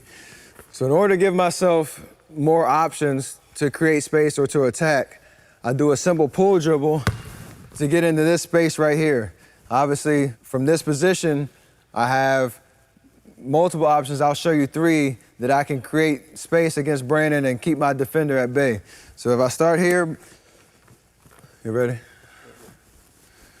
So from this position, the pull dribble allows me to put Brandon as my defender in a situation where he can make a mistake and I can attack that mistake. And I have to be able to read it in real time, and that pull dribble allows me that time to be able to assess what's going on. So there's 3 different responses that Brandon can have after my pull dribble that will give me the cue of what move I need to execute at that time. We'll demonstrate all 3 right now. So the first, after the pull dribble, I can basically create an angle of attack because Brandon's not gonna shift sideways as far as I do. The second one, he can square up after my pull dribble and not give me any angle of attack left or right. And so I can do a little fall step, step back to create space into a shot. The third time, he can overcommit to my pull dribble, which gives me an angle to go back to the right and pull a counter move into a step back. So we'll talk about all 3. The first one, we'll do plyo. The first one is a pull step plyo. So we pull, he doesn't come all the way, and I'm able to go right by him and attack the lane. So if I start here, I'm squared up with Brandon, I do a pull dribble, hesitation, I'm doing a plyo step. We call it a plyo step. It's just an attack dribble downhill to get past your defender. So it's a pull dribble, plyo step, and I'm going by him. The only way I create that is by making Brandon respect that first pull dribble because I've created so much space to begin with. The second one, we can pull dribble, he squares me up, fall step, my nose is behind my toes, I'm shot ready, and I'm always in control, and I've created so much space off of one dribble. You can pull dribble here, act like you're about to do the same move you just did, but we're countering it now. He has to respect that first move. I'm pulling back on a fall step, so in real time, it looks like this. Pull back, and now I'm shot ready to shoot. The third one, he'll overcommit, and I'll get back into my counter, into a step back. So pull dribble, crossover step, step back, shot ready. So all those 3 moves come by the pull dribble, allowing Brandon to make a mistake and me to counter on that.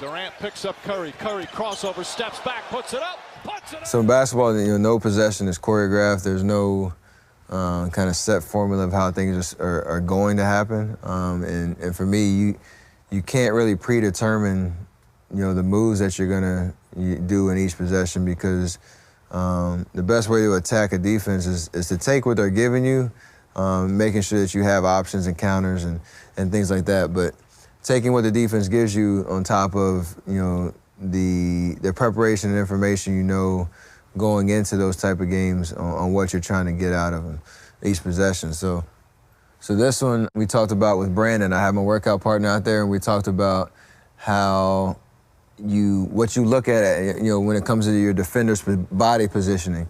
So we talked about feet, hands, and nose. So in this possession right here, my now teammate, but he's defending me. His body position is telling me I need to go to my left. He's got his left foot high. He's trying to force me to my left hand. And so I use that as leverage. I say, okay, you want to push me to my left, I'm going to set you up that way and then attack your lead foot and make you have to react to that. And so the only reason I create spaces is I make him drop that lead foot, that left foot, and I'm able to step back and shoot right over him because I created that space. Had I not attacked that angle or that lead foot, it might have been really tough to create space and get a clean shot off. And again, another simple, crossover move. There's nothing too fancy about it. Durant picks up Curry. Curry crossover, steps back, puts it up, puts it in!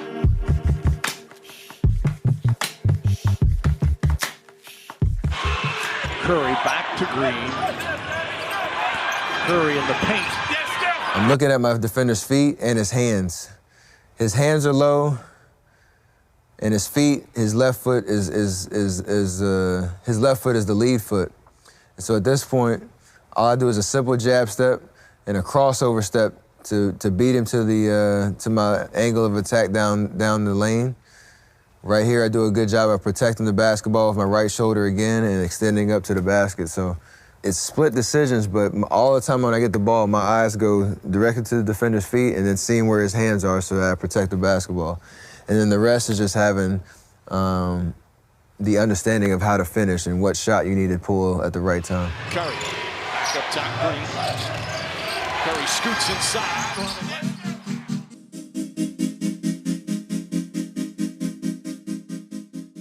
We don't care what this team does in the regular season. Yes, we want them to have, a first round. This is where a defender tries to crowd your space. And we talked a little bit about that where, there's really no room between me and my defender here, and I have to create that room.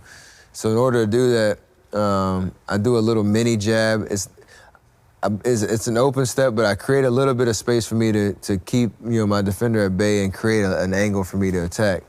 If I didn't do that little subtle footwork, I would have been stuck, with a defender on my body and him trying to put pressure on me. So I see, there's a room for me to create that space. I see his hands, so I go low with the ball on the rip through to keep it away from his hands.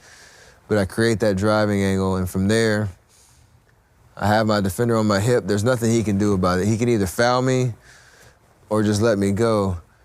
I think he does both in this situation.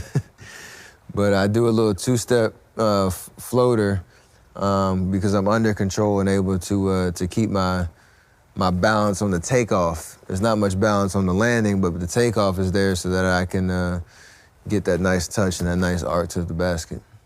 So in this play, when you create, at that angle of attack, there's a point that you have to kind of interrupt your defender's ability to recover.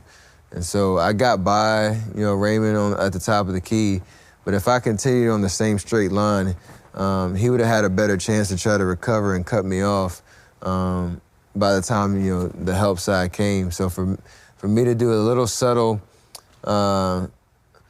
change of direction once I get past him, so right here, my left foot closes that gap between Raymond and any line that he can take to get back in front of me. And from there, it's just about executing the floater. So I gave myself all the space that I need. It doesn't seem like much space, but the higher level competitions you get, the less and less space there is. So you have to be able to utilize what you can.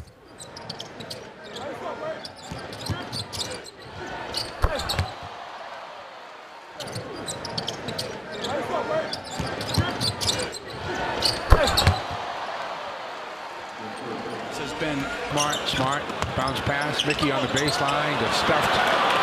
Durant comes away with it. Curry to the basket. So in this one, I'm in transition, and when we slow it down again, you'll see that my defender has clearly established his lead foot. His right foot is extremely high, and he's trying to force me to my right hand. So instead, I attack that lead foot, make him open his shoulders, make him open his whole body, and create a driving angle. And at that point, I'm in control. My shoulder is in his chest, and he can't go anywhere at that point. I have all the control, all the leverage in the world right here. My shoulder is going to get in his chest. I have a clear line, and at this point, I have good takeoff space, and I reach the ball out and extend towards the basket so that shot blocker behind me can't get to the ball. So it's all about just seizing the opportunity and taking what the defense gives you and making sure that you're under control.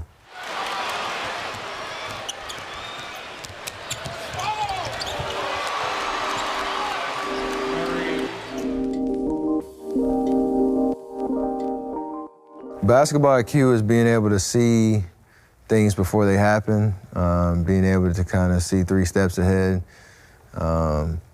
having the ability to adjust on the fly and understand not just how you move on the court, but how all 9 other guys, or how all 10 guys, including you, kind of interact and flow.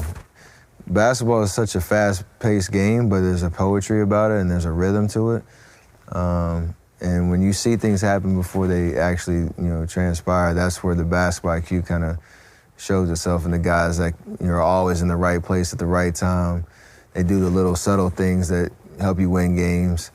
You can learn and improve your basketball IQ for sure by putting the time in, watching film, being in the right environments where those kind of conversations are happening and those thoughts are being shared, and putting that investment in your mental approach to the game. But just the more experiences you go through, the more you learn and the more you can be prepared for what's next. Comes Curry. Curry gets in, left-handed, shot is good off the glass. My mechanics of how I get into, my pull-up jump shot are all the same. Like, my body position is exactly as if I were gonna take that shot right there. The only thing that would be different is if I took one hard last dribble into my shot pocket and then into my release. But because my mechanics are the same, I'm baiting my defender into thinking that I'm shooting, and he basically presses up, up on me in transition and allows me that room to get by him. So I use the threat of the shot to get around him. And at this point right here, as Draymond does what he does, I'm able to get to the paint.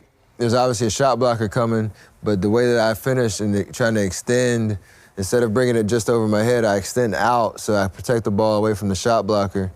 Allows me to get the ball on the rim before a more athletic, taller guy tries to come and block my shot. So just subtle things that we all try to put together in each possession. I didn't know what I was going to do when I came across half court, but the repetitions that I put into each of these moves and just the creativity in this moment allowed me to execute this play. Obviously, basketball is a team game, and so the only way that I get a clear lane to the basket is because of a very subtle thing that my teammate Draymond Green does right here. He basically creates traffic for me to get to the paint unobstructed, and basically takes his own man out of the play. So if you watch him the entire time, he's obviously hustling down the court. He doesn't know where I'm going yet. He could have set a screen there or not, but the chemistry, and the timing wasn't right. But on this situation right here, he does a subtle thing of just setting a little brush screen on his man so that his man is off balance and can't try to block my shot, because that's what he does, and that's what he's down there to do, is down there to protect the rim. But he can't do that because Draymond saw what was happening and put his body on the line and sacrificed, that little bump on Tristan Thompson to let me get to the rim. Comes Curry. Curry gets in, left-handed, shot is good off the glass.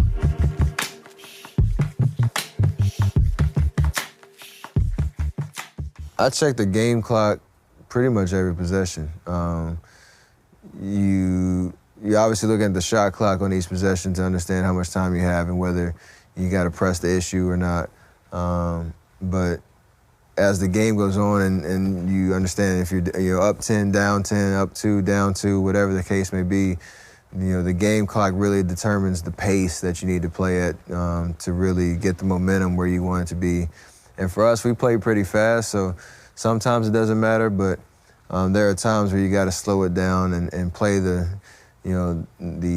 time game so that you can maintain the pace that you want going into the crunch time of game situations. So there's a principle when it comes to basketball cues that we call the 2-for-1 situation. So in that situation, there's 40 seconds left in the second quarter, and we want to get the last shot. So if I get a quick shot off right now and the shot clock resets, Cleveland's going to have a possession right now with a 14-second differential shot clock to game clock. Which means whether they score or miss or make on the next possession, we're going to get the last possession, and that's what you want to end quarters. So in this situation, I actually knew that. I remember my thoughts going into it. I knew that was the situation. So it was an even better shot because of that.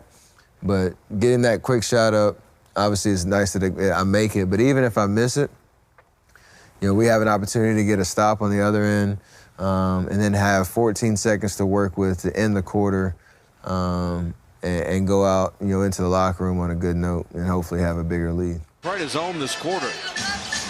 Steph split the double team. In on Drummond, lay it up and in and draw the foul. On this play right here, that play was pretty successful. I got an and one. We're down 1 against Detroit. It's the end of the second quarter. You want to get a good shot, but you want to take the last shot. because you don't want to give the other team an opportunity to come down and get a shot up to end the first half.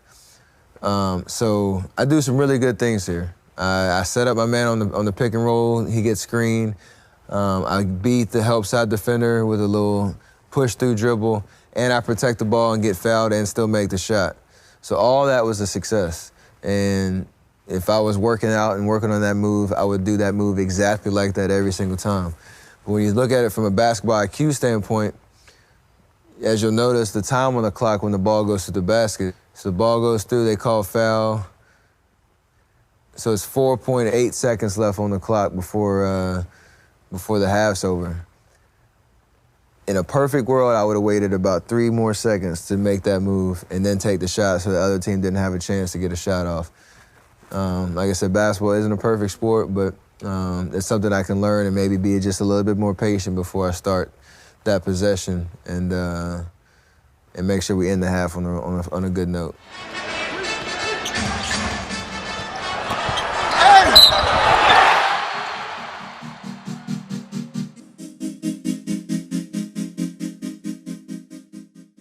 I embrace being disrespected on the court. For me, it might come from a different angle, but it's almost, I feel like they think I'm a threat, and so I feel like I got a nice little upper hand on them if I can really capture that moment and not lose confidence in myself. That might not be the case for everybody, but just knowing that those kind of battle scars are gonna make you tougher, it'll expose your character for sure and how you deal with those moments. But embracing that challenge is the fun part, because when people think they can intimidate you or they can try to put you in your place or whatnot, you should be ready for that. There's a borderline between confident and cockiness that is a very fine line that you should walk. You have to be ultra confident in yourself, but when you cross over into that cockiness type of mentality, that's where you lose your preparation and you start to sacrifice the integrity of how you play the game. Our coach always calls it appropriate fear that you should have for your opponent. So even if you know you have them where you want them, your process has to be the same and your approach to the game has to be the same, or else we call it the basketball gods will come and get you. So that can never change, based on if you feel like you're better, equal to, or inferior to your opponent.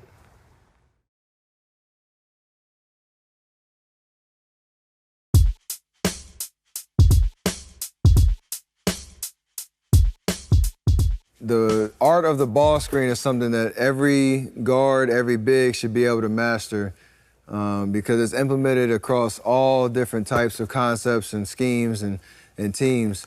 And being able to know the ins and outs of what to look for, the details and setting up the screener, the details and becoming a threat to score, becoming a threat to pass, all those things need to be mastered in order to be an effective scorer and an effective offensive player.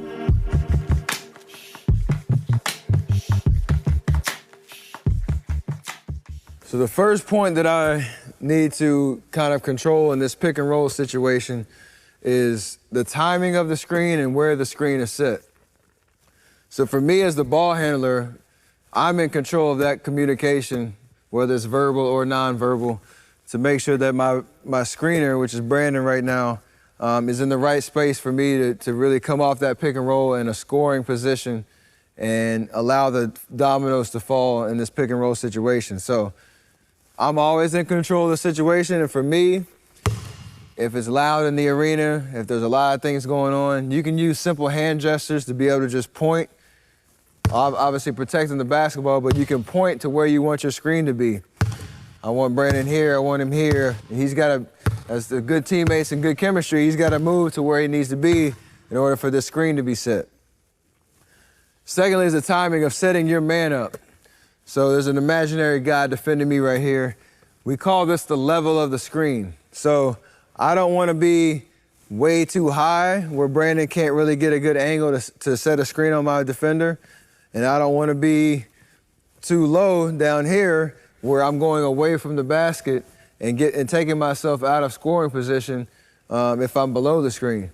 I want to be just at the level of the screen so that when I'm coming off, Brandon's set, ready to set the screen, I give my defender 3 options, and I have the leverage in all 3 decisions that he makes. First one is he's going to run right into the screen, and that gives me the advantage to come off, be in shooting position, whether I do a 1-dribble pull-up here, even be able to set my man up for a pass on a pick and roll. The second option would be to chase me off of the screen. So he's gonna try to avoid the screen and go over the top of it, which gives me the angle to be able to go tight to my screener's shoulder, be close to his body, and have all this leverage to go downhill and be in a scoring position this way. The last option he has, when I come off of the screen, is to try what we call shoot the gap.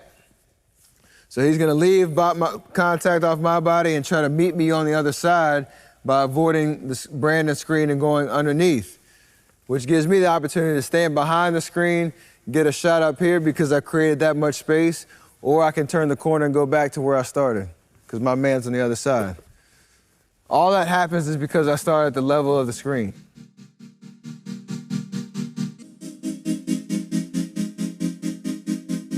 So an important key to creating that leverage off the pick and roll is for me as the ball handler to go as tight to my screener as possible so there's no room in between me and the screener for my defender to get through. I want to make sure that Brandon has the best chance he can to set a solid screen on my defender. So there's 2 kind of keys that you can focus on to making this happen. I want to take my shoulder and go as close to my teammate's hip as possible. We call that low man wins in this situation because the lower I get, the less chance I get for my opponent, or my defender, I should say, to meet me or to beat me to the other side of the screen. So I take my shoulder and put it on my teammate's hip. Second kind of clever thing that we do, it happens a lot on the NBA scene, but you can do it at any level, really. You come off the screen, and the really way to ensure that you get low and get tight to your screener, we kind of almost grab his calf, our teammate's calf when we come off, which ensures that my right side is low and tight to the screen, and I'm coming off clear and in broad daylight, ready to shoot the shot.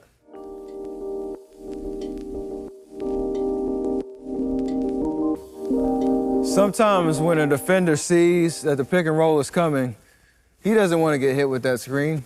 So he's going to jump on the high side and try to force me away from my screener down towards the baseline, which is fine by me if I see that coming, because what we call that is we call that rejecting the screen. So as Brandon's ready to set the screen, he's set up in a good position. I'm at the level of the screen. I take a couple dribbles towards the screener, and my defender tries to force me back this way, so he jumps in between me and Brandon. That's fine. I have so many different dribble moves to reject the screen, go the opposite way, leave him in my dust, and get into this scoring position here away from the screen.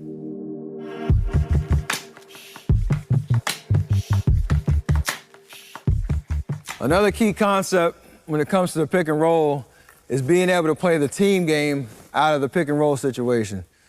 So there's obviously a chemistry between me and Brandon as a screener and the guy that's coming off the screen, and our 2 defenders that are guarding us. The evolution of this play is for me as the ball handler to not only be a scoring threat, but to be able to survey what's going on behind the screen so that I can make the right play and the right read and the right decision. So as I'm coming off, I've done all my work to set my man up, to go low and tight to my screener's hip. As I'm coming off here and I'm a ball handler, I'm surveying everything that's going on and the dominoes that are falling because Brandon set such a great screen. I'm a scoring threat, and the defense has to react. So as they're reacting, I have to keep my eyes up. I have to be able to survey the floor and be able to make the right decision, whether that's finding my man open in the corner, over there. Brandon, as I come off this pick and roll by Brandon, you're gonna roll now. I see everything happening. I can make that pocket pass to Brandon as an assist man for him to make a play at the rim. All those things happen because I have my head up, I'm surveying the floor, and I'm not only just focusing on what's happening here in the pick and roll, but also what's happening in the concept of the team game around us.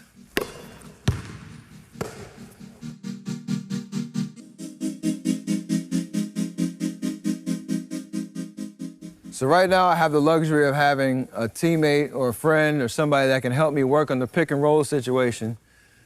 But sometimes you might be in the gym by yourself, but you still want to work on this pick and roll concept and work on your skills and how you kind of survey the situation. So instead of having Brandon here, let's imagine Brandon's just a lonely old chair. He's a chair now, all right? So I'm coming off of this screen. The chair is about the width of a person in general, so it's kind of a good placeholder. So Brandon's the chair, I'm coming off the chair. Obviously the chair is not gonna grow legs and roll to the basket, but I can work on different finishes after coming off that pick and roll. So just like we did with form shooting, most of the time I start with finishes at the rim, back it up to floaters, and then back it up to coming off and shooting jumpers. So first off, I can come off the screen here. I come off the chair low and tight. I'm attacking downhill, my head's up. I still surveyed the floor, but the right read was to get to the basket and finish with the layup. Second option, I set my man up, level of the screen, low and tight, around my screener's hip. I get into the lane and I get a little floater going.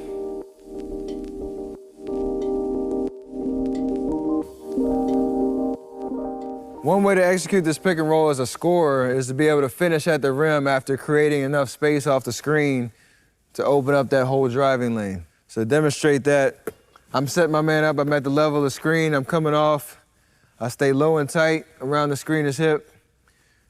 After my man gets hit with the screen, this whole lane has opened up and I have a direct line drive to the basket.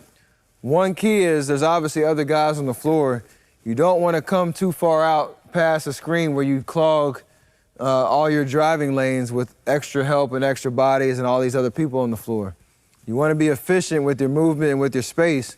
So as I come off the pick and roll and I've created that little bit of driving angle that I need and my defender's been hit with the screen, I want to stay real tight between the elbow and the nail, a direct line drive to the basket. I'm protecting the ball on my right side.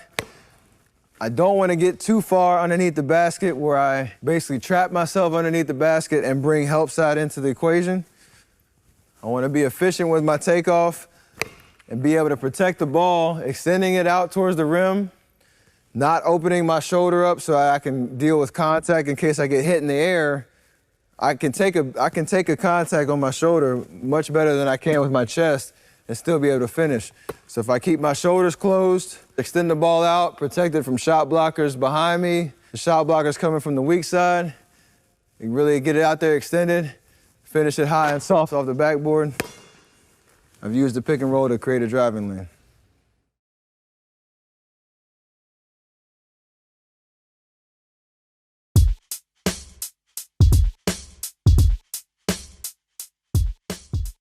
So when you're watching film, like we talked about, a lot of it has to do with like that first point of contact with the defense and how a play unfolded. You can assess that all day, every day.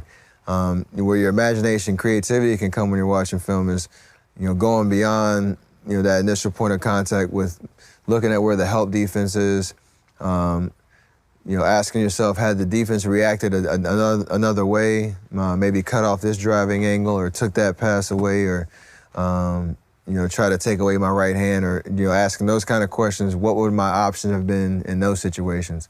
And so you can kind of play that game while you're watching film to dive a little bit deeper into the certain possessions and the situations you may find yourself in during the game. So, honestly, you could watch film all day and learn something new.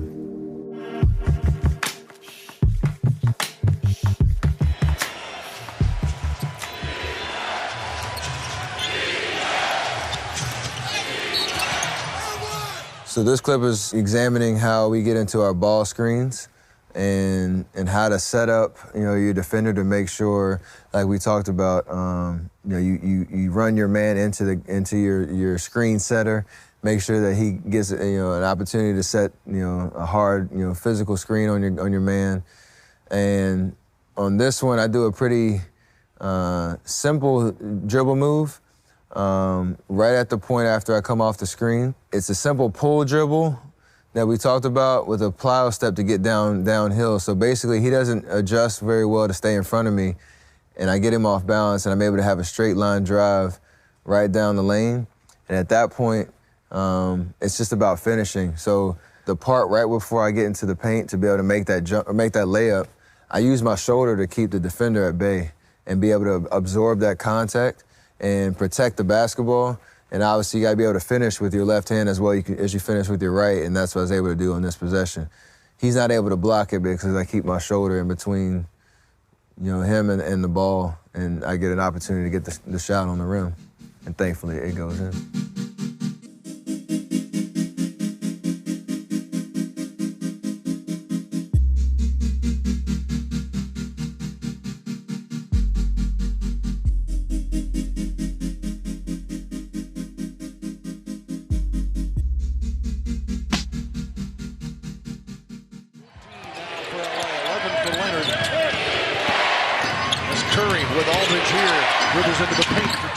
So on this clip right here, obviously I have control of that basketball, the entire possession. And for me, the beauty of that is I'm able to survey the floor. I'm able to see that they switched this pick and roll right here, so I don't need to rush. I still have time to do another, simple between the legs dribble move and get by my defender. And at this point, I see that the help side defender did not step up. And so there's another floater that I'm able to execute because, once I got by my initial defender, the other guy didn't step up. I set up, Tony to get hit by the screen, and Draymond does. So this is a perfect pick and roll. Draymond is diving to the basket. So my read right here, normally Tony Parker is guarding Draymond right now. And in a normal pick and roll situation, if Draymond gets below the level of defender, he should be wide open for a layup or a dunk on what we call a pocket pass on that pick and roll. But if you rewind it just a little bit, right there, I see David West, who's right here in the paint. I see him playing center field, waiting for me to pass that ball to Draymond so he can steal it. So in that moment, I make a split decision that pass isn't the right move. If you want to talk about things that I could learn from this clip, the reason that Draymond is not open is because I come off this pick and roll. I think Draymond's open. Draymond's not open because David West is helping. Right here, there's a really, really simple pass that I could make to my teammate who's wide open. Number 40 right there, Harrison Barnes, is wide open, ready to take a wide open three because I made the defense react to the action on the other side of the court. That's something that if I was watching this film as I am right now, I would say, that's an easy pass that I can make next time and set him up for an easy three. Obviously, nothing's perfect, so I didn't really see him. So I keep my dribble alive. On this play as well, if you see, all five guys have an impact on the play, whether they're moving or not. Draymond set the screen for me, so he's involved. I obviously have the ball. Harrison Barnes, number 40, is wide open right now. And Andrew Bogut, who's our big man in the middle, he's setting the screen to keep Harrison open. The reason that Harrison is open is because Klay Thompson, who is in the corner right there, is one of the top shooting threats in our league. And his guy who's guarding him cannot leave Klay because he's such a strong threat to shoot that three. So in a normal situation, if that was a non-shooter in that corner, he would have his defender would have already left and tried to go guard Harrison right here to try to take that pass away. But because Klay is who he is, they're going to take their chances and make Harrison shoot that shot if I were to pass it to him. So everybody has an impact on the play, whether you see it initially or not. I make my decision not to pass it. I try to get by my defender. Thankfully, I make the shot so the possession works out. But as you see, there's so many different options that I could have I could have acted on in that possession, looking back at the film.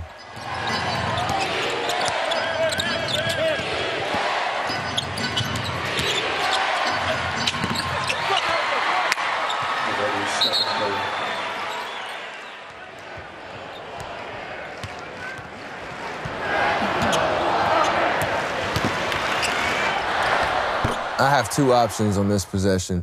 I have both of my bigs coming up to set up, we would call it a V screen, so I can go either direction. So Draymond on the right and JaVale on the left, they're both ready to set a screen for me. I make the decision to go to my left because I see that the guy guarding my screener on the left side, he's so far down the court that I'm gonna have a lot more space to come off of that screen as long as I set my man up to get hit by the screen, which happens right there. So there's plenty of space for me to take my time, take a little step, get a shot off, and knock down that three. Had I decided to go to the other direction, there would have just been so much traffic because of the guy guarding Draymond right here on the right side. He's right there at the level of the screen, and so you're playing the matchup game in this situation where the guy guarding JaVale, he's bigger, he's probably a little bit slower footed, and I'd have much more of an advantage coming off of that side, and that's why I decided to go that way. JaVale sets an amazing screen. I try to set him up the best I can to get hit by that screen, and good things happen. Before that game, I probably watched film on the Detroit Pistons and saw their personnel and who I might, go up against in the pick and roll situations, and who I probably have the best chance of going at in that matchup. And so I knew that going into this, that when that big guy, Boban, came on the court, that if I could get him in a pick and roll situation, that I'd probably have a lot of success. And so it's not just by, this coincidence that I decided to go to the left on this possession. There is preparation in that. There's a game plan going into that game that I knew if I was in that situation, that's what I try to do. And that opportunity kind of presented itself, and I remembered, the thought process and then tried to execute it.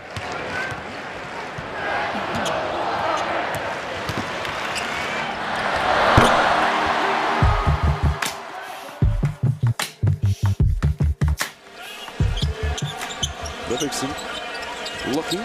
Curry back in. Thomas pursuing him. Curry steps back. And Curry gets that one. We talked a lot about the pick and roll, and there's a lot of good that can come out of that type of possession. There's another type of play called the dribble handoff, where it's very, very similar to a pick and roll. It's just that the ball handler doesn't start with the ball. So the screener starts with the ball, and he's able to hand it off to his teammate and then set a little screen for him in that sense. So all the reads are the same as a pick and roll. You just start the play a little bit differently. So for me, I still have to set my man up to come off that dribble handoff tight and with a lot of force. So as you can see, I got my defender on my hip. I come as tight as I can to my teammate. There's not a great screen there, but it's enough to allow me to get my shoulder on my defender and be able to create that space just like I did on Brandon in our workout.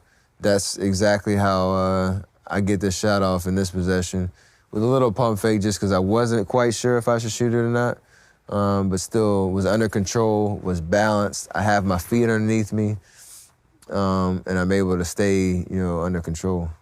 So when you're executing a pump fake, you obviously want to mimic a shot and make it as real as possible to make your defender have to react to it. And then it's all about timing at that point.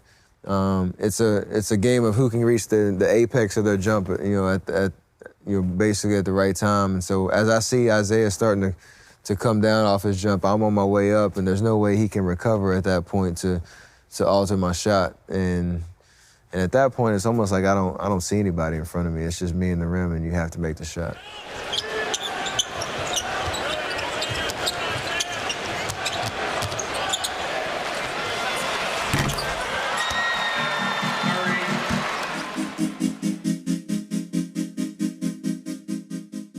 Speaking specifically about my NBA career and kind of the evolution of my game, defenses have evolved to try to make adjustments to try to stop me as I've started shooting from further out and added some elements to my game. And so there's always the need to kind of assess how teams are defending me from year to year so that I can hopefully stay ahead of the curve and always be ready for those adjustments and work on my the weaknesses that I've had in my game to try to get better. So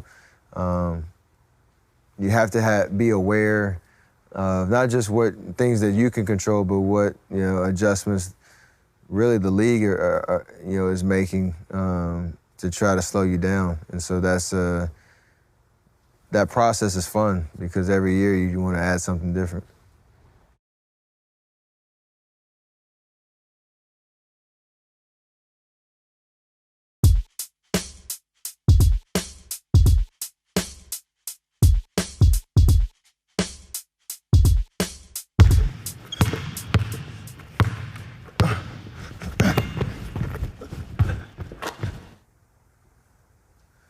You'd be amazed at how many high-level basketball players struggle shooting right-handed and left-handed layups accurately and consistently. You got to be able to do both so that you can capitalize off the space you create. Finishing at the rim is all about recognizing where you are in relation to the basket and the defense. Trying to control the defense's position and protecting the ball all the way through the finish. On layups, it's important to take off above the block so you can extend the ball and protect it from defenders coming from behind or coming across the lane. The only time you go wide is when the defender stays between you and the basket, or if you're forced outside the lane. You want to try to get the defender's head in line with the rim or on the other side of the rim, so it's harder for them to get to the ball. Staying as close as you can to the lane line and kind of taking the lane line and the nail on the free throw line and drawing a line down towards the basket. There's certain angles of attack to the backboard that you can pretty much anticipate from there. Anywhere outside that lane line, it changes your angle of approach, and it's hard to finish off the backboard from outside of those lines. On this one right here, I'm just outside of that lane line, and I need to adjust into a finish on the other side of the basket. One, to protect myself from shot blockers, and two, to just give myself more backboard to use on my layup. Because if I were to continue down that same side, it'd be a much tougher layup with my right hand trying to finish wide.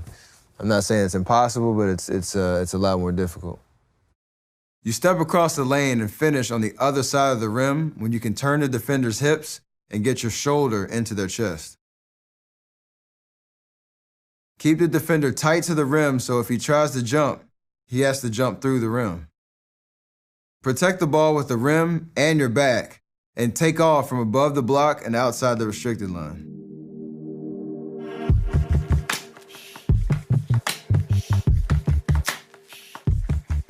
The pass, not knowing it was coming.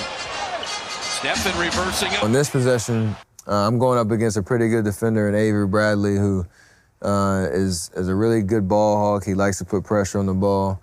I know that having played against him and watched film against him or of him, and so I'm prepared going into this game for that.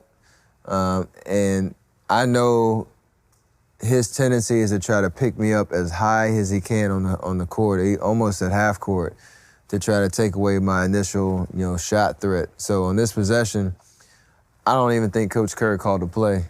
I'm sorry, he probably did call a play, but I didn't listen to it. I knew where you see Avery Bradley pick me up like 4 or 5 feet beyond the three-point line, that if I can just get by him, I'll have so much space to kind of attack and catch him off guard. In this possession, it works pretty well. I get by Avery Bradley, and then his big man has to try to, move in different directions with me, and he's not really used to that. And so Obviously, I still have to make a tough layup right here, but I give myself a great advantage because of how fast I'm able to get down into the paint. And this one, you know, a layup we've shown where you just switch sides of the basket, obviously protecting the ball with your shoulder and having touch on the backboard to put it up and watch it go in. So right here, when you get downhill, or when I get downhill past my defender, and I take on that secondary defender that's trying to react to my drive. At this point, it's what we've been talking about a lot in this class is basically looking at the defender's feet and his hands. And so I see his right foot is obviously his lead foot, and I have the ability to basically do a crossover step to make him open up his chest and allow me to get that edge to get my shoulder into his chest and protect the basketball and finish on the other side of the rim, because now he's pinned up behind me. On this one, the best way for me to protect the ball in this situation from a pretty good shot blocker in Amir Johnson, who's probably 7 inches taller than me, is to just try to make him turn and take his balance away the best I can and take his explosion away. So if I tried to shoot it on the right side of the basket right there, I would have had to expose the ball. And on this possession, because I commit to picking up my dribble right here, there's no real angle of attack to get the ball on the backboard. So for me to change angles right here at that the moment I do and get to the other side of the basket, it just allows me to open up the rim and the backboard a lot more for me to get it a good touch and good angle of approach to the rim. The ball is protected. The ball, me, and my man is always the principle that I want to keep, whether I'm dribbling, shooting, or trying to finish at the rim.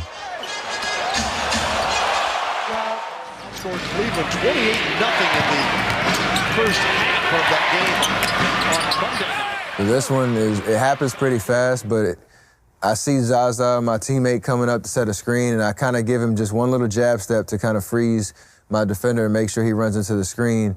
And at that point, it's kind of fun at this moment when you can get a big who's not used to being out on the perimeter to have to guard you out there. All I do is a simple between the legs move to get him off balance and get downhill, and being able to finish and extend to the basket and not let any shot blocker get there is really important, and making sure you have that explosion to the basket, because I gave myself an opportunity to drive the lane.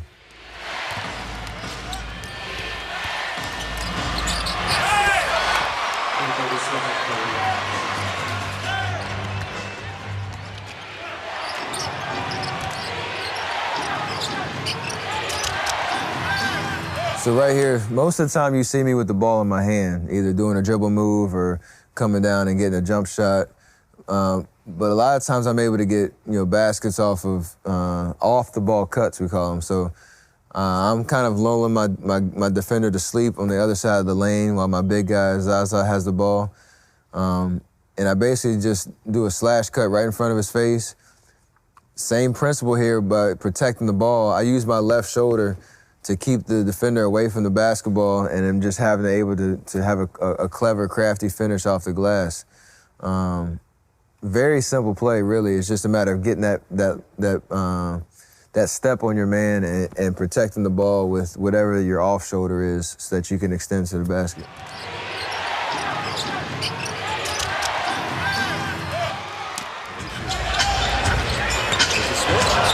Another example of protecting the basketball after doing a very simple, double crossover move, but keeping my feet in balance, keeping everything underneath me. I have good balance. Right here, there's something we talked about, keeping our nose behind our toes. I could do a little bit better job on this point of staying, in balance when it comes to not lunging over and keeping everything underneath me in a solid base. But the subtle detail I can work on, but for the most part, getting down the lane and finishing at the rim, making sure no shot blocker can get to the ball. That's very important.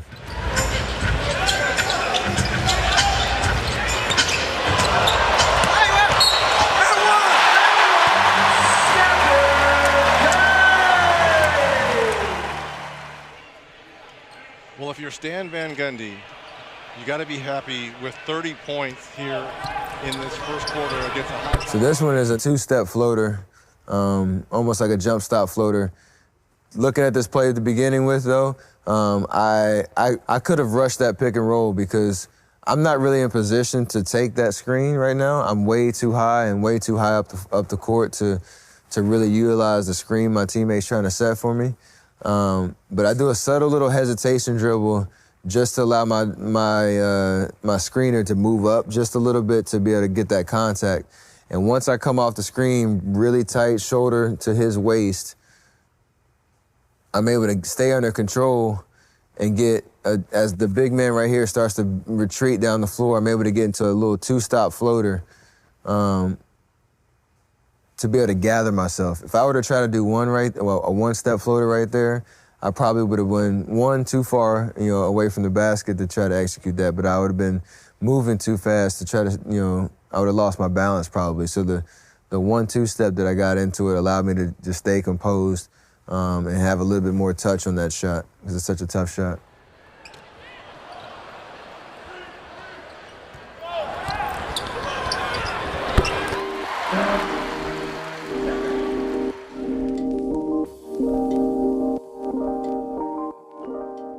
This isn't a way to talk about different finishes.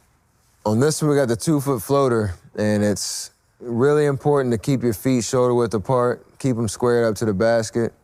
You want to be explosive in your drive going into it so you can keep whatever leverage you've gained and keep creating that space.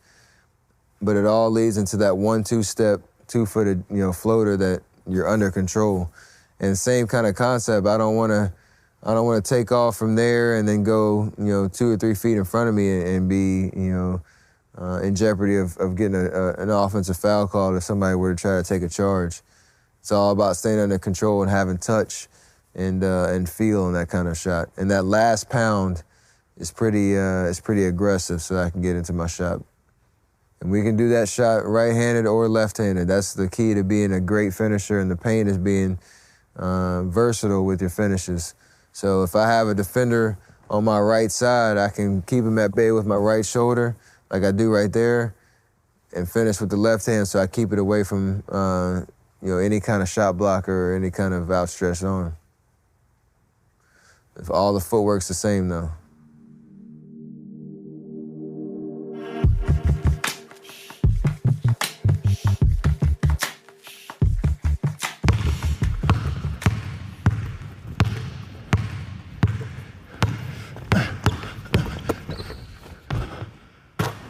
So this was a very similar approach into the shot, but it's a 1-footed floater, so it's more fluid. If you're starting from farther out and you're kind of going downhill and you decide to shoot that shot at the last minute, that's mostly when you're going to go into a 1-footed floater.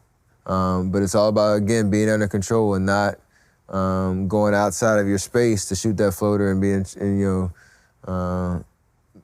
running into, defenders, set up to take a charge.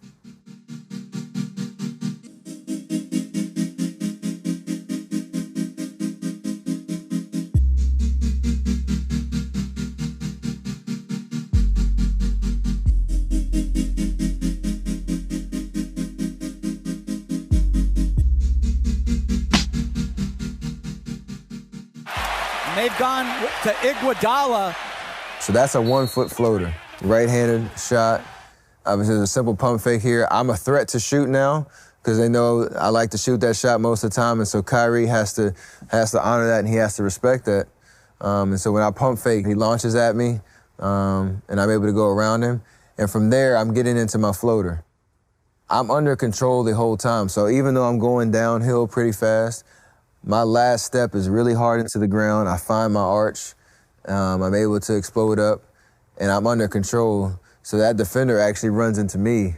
And it doesn't really affect my shot, obviously, because I make it, but I'm able to draw the foul because I'm under control and my defender's not.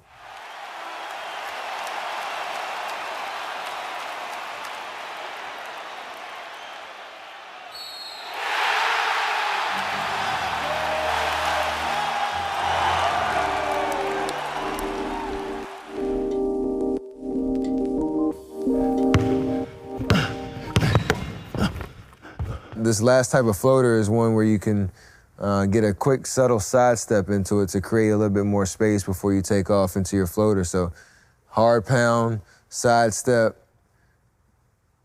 same fundamentals and mechanics shooting the floater, but that last step allows you to create space at the last second while a defender's trying to recover once you beat him, into the paint. And we do the same thing right hand and left hand. Same fundamentals, getting the ball in the shooting pocket, not letting the ball drop too far low on your body, keeping it right in that shooting pocket the entire move, finishing with a high, soft follow-through, squared up to the basket.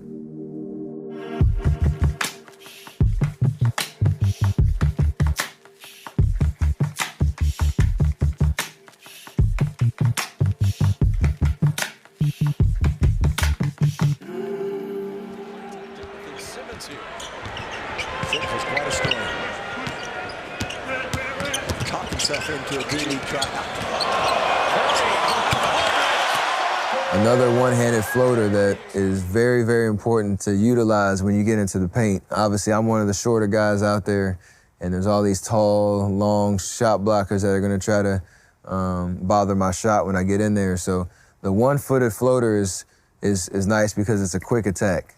I get into the paint, and before they even know it, I've already released the ball with some touch so that I can get a good finish. So being able to use that is really key. It all starts with the ball handling, though, being able to keep those dribbles active and hard bounces so I have control of the basketball. I chose the floater because when I got around my initial defender, who's LaMarcus right here, I get by my initial defender, and most of the time you would have a help defender kind of approach the ball and try to stop me at that point of attack. But instead, they kind of stay home and stay lower, on the court. And so the finish at the rim and the layup, that's not really there because there's too much traffic. So for me to be able to kind of see that once I get around my defender, have the balance to go, 1 foot, one leg floater,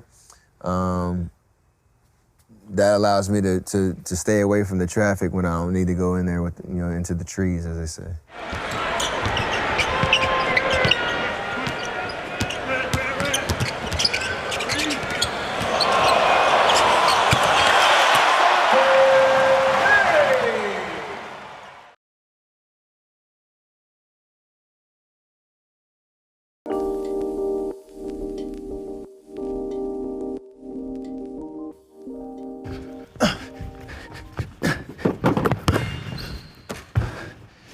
When we talk about curl, pop, and fade, we're talking about a few of your options for losing a defender on a screen when you don't have the ball.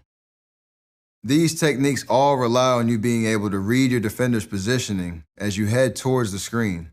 I use a chair in my practice to stand in for a screen from my teammate, and you can do the same. A lot of these concepts start when you're off the ball, running from one side of the court to the other, usually underneath the basket.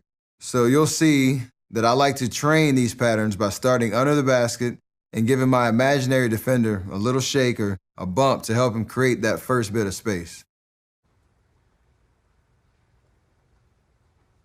If you look at the black spot on the floor, which is basically right underneath the basket, that's where I kind of take a pause and I'm able to set up my defender and know which way I'm going to go. Obviously, in this workout, I know I'm going off that chair and I'm going to work on the footwork of what that means, but that spot on the floor is a great way to kind of pin your defender where you want him and set him up so that you can come off that screen the way you want to.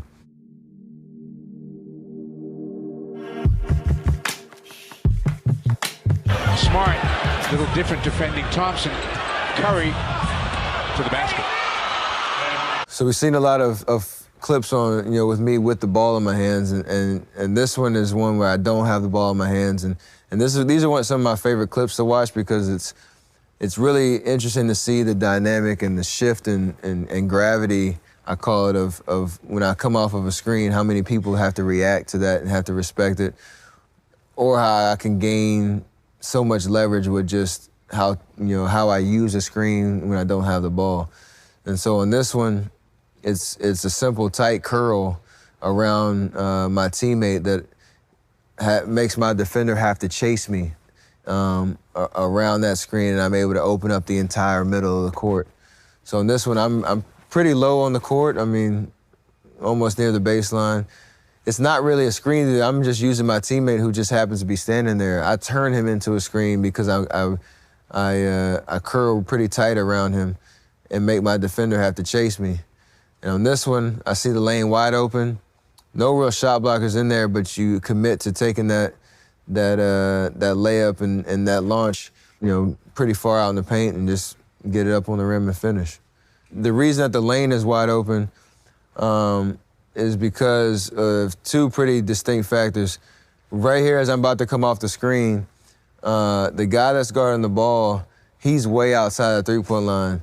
I don't know how many guys in the league would actually shoot that shot where Draymond is out there on the court.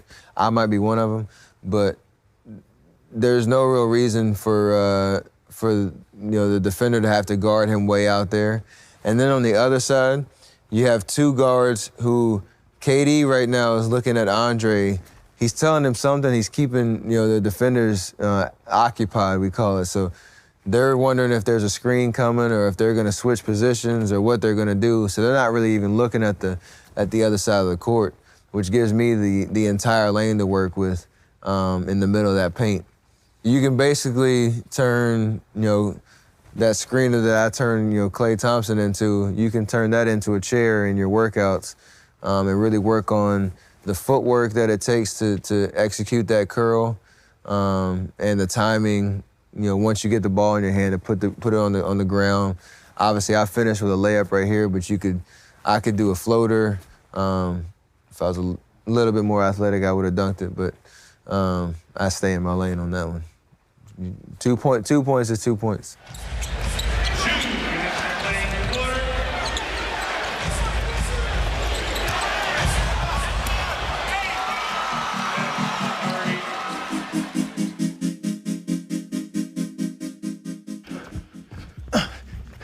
So when you get to the screen, if your defender is trailing you tight, you can curl around and keep moving straight to the basket.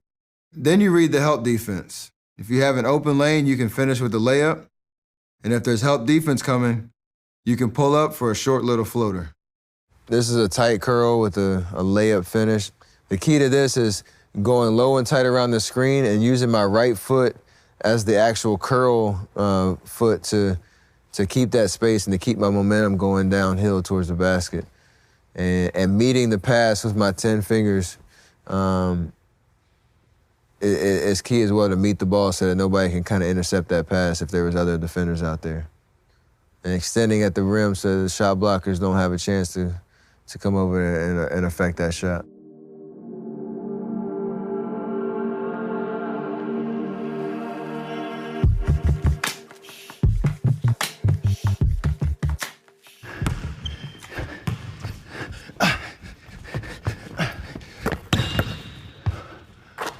So the setup is pretty much the same. I find that spot underneath the basket, change direction, set up my man, low and tight curl around, use my right foot as the curl foot. And this one, it's a floater. So it's that 1 foot floater I use to keep my momentum going towards the basket. But the key here is, as I take off, I want to be under control and avoid the potential offensive foul that may come from a guy coming over as a help defender. So you'll notice here, I try to go as straight up and straight down as possible on my floater so that I'm under control. There's no way that I will, kind of run into that defender that's going to be coming in from underneath the basket.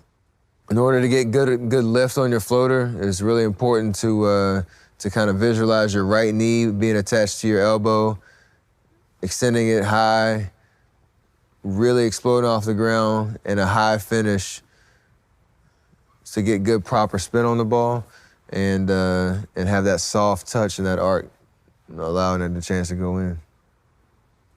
It's also important to make sure that your right knee is straight up, straight down, and not going across your body to change your shoulder alignment on the basket, so you can stay square as you potentially can as you finish. So where your right knee moves, your shoulders are pretty much going to follow suit. So you want to make sure they're square to the basket.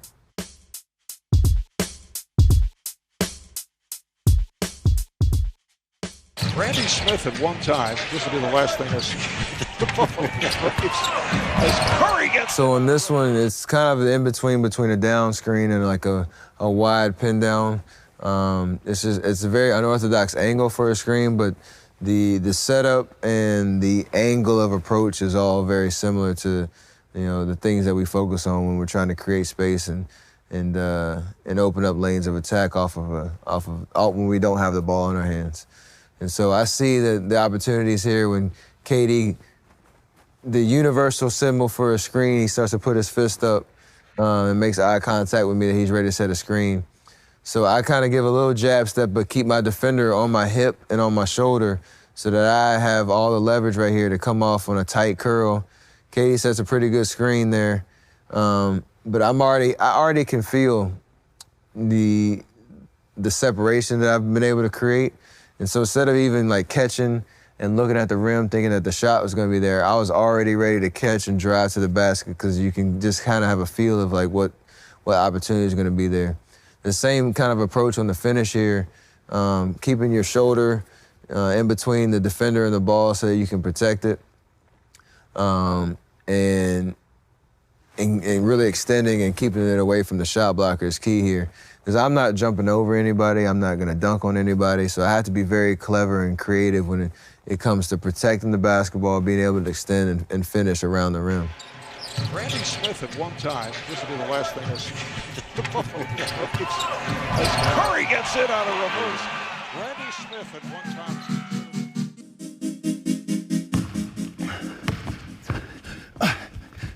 When the defender is attached to only the inside hip, you know they're going to run into the screen and won't be able to follow you around the screen. So you can just do a tight curl, catch, and take a jumper right away from the elbow or the nail. So I have the same footwork here on the curl jumper, set my man up, low and tight, right foot is curling. The key here is a very subtle move. I meet the ball with 10 fingers. Obviously, my 10 toes are not facing the basket as soon as I catch the ball, but I'm light on my feet so that when I catch it, the last thing you see is that little subtle shift to square up to the basket before I take off. So obviously, I'm moving in different directions here. I'm moving away from the basket, but before I shoot, I'm making sure that subtle pivot is taking me square to the basket, and then everything else follows suit from that foundation. So right there, I'm about as square as you can, as I would want to be, coming off of a tight curl, really planting on that right foot, finding your arch so that you're not rolling on the sides of your feet and keeping your balance and your explosion, and holding the follow through. Low shoulder around the screen, knock it down.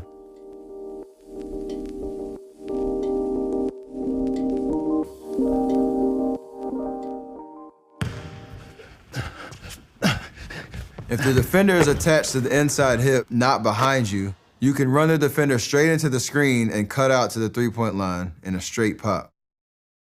I take the same exact line and angle out from underneath the basket, straight out to the perimeter. I call for the ball, find it in my shooter pocket and get it across my body. I don't take it out, I don't take it too high, I don't take it too low, I take it right across my body into the shooting pocket so that I have a really, really smooth and quick release. And as we talked about, my nose is behind my toes. I'm really loaded through my hips, and my feet are pretty much square to the basket. They got a little shift to the left, but they're pretty much square to the basket, and my shoulders follow suit. And I'm leading with my left foot so that I pretty much use the quickest exchange of footwork to square myself up. If I were to try to plant with my right foot first, it would take me too long to spin around and do a little pirouette and square myself up that way. So I do an open step with my left foot and square up to the basket.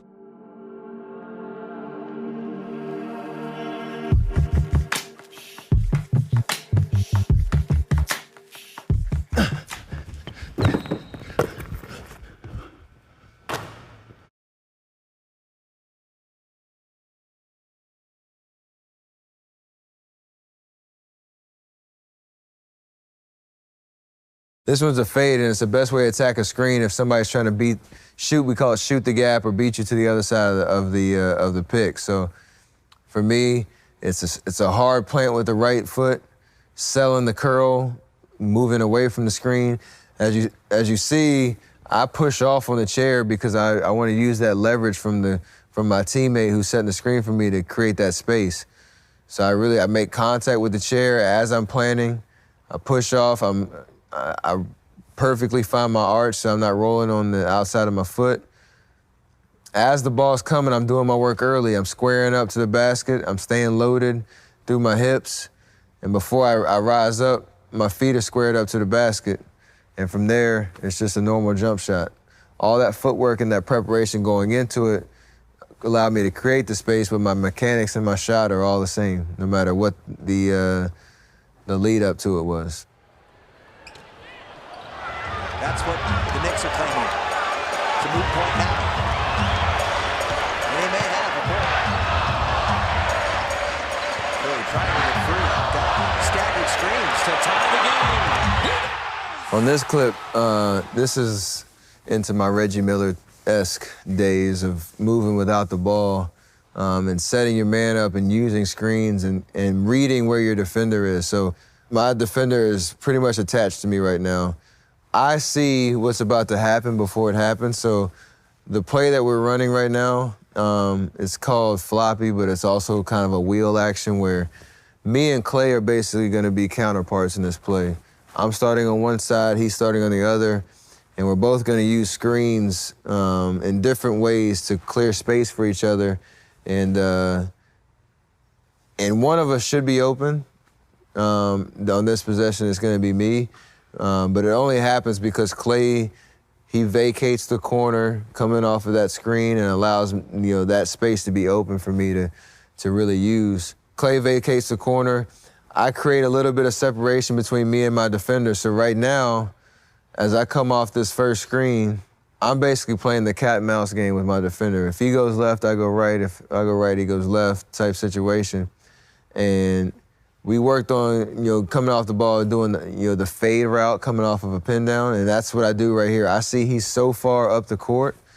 I know where the open space on the court is, and I'm able to find that spot, catch, not waste any time because I'm wide open and shoot it. There's a key to this play, though, that's pretty impressive by my teammate Andre Iguodala here. He's the one handling the ball and running the possession. He, as well as I, know what's about to happen, and so he sees it kind of unfolding with each step that I take. Right now, he's in the center of the court, so as a point guard, that's kind of where you initiate most of the offense. You're at the top of the court kind of surveying, pretty much everything that's going on. As the play starts to happen, and he sees the separation that I have with my defender, he sees that there's two screens over here that I'm probably going to be open. There's a point where he commits to getting me the ball. Now, if he stays right there and I do the exact same thing that I do, come off the screen and fade to the corner, there's absolutely no way that he can make that pass from the top of the key all the way down to the corner.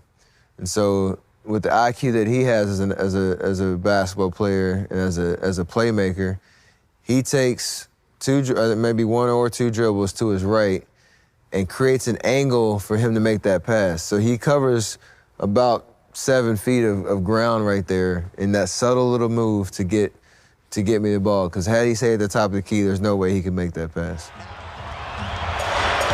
may have a point. Really trying to get free. Got staggered screens to tie the game. He does!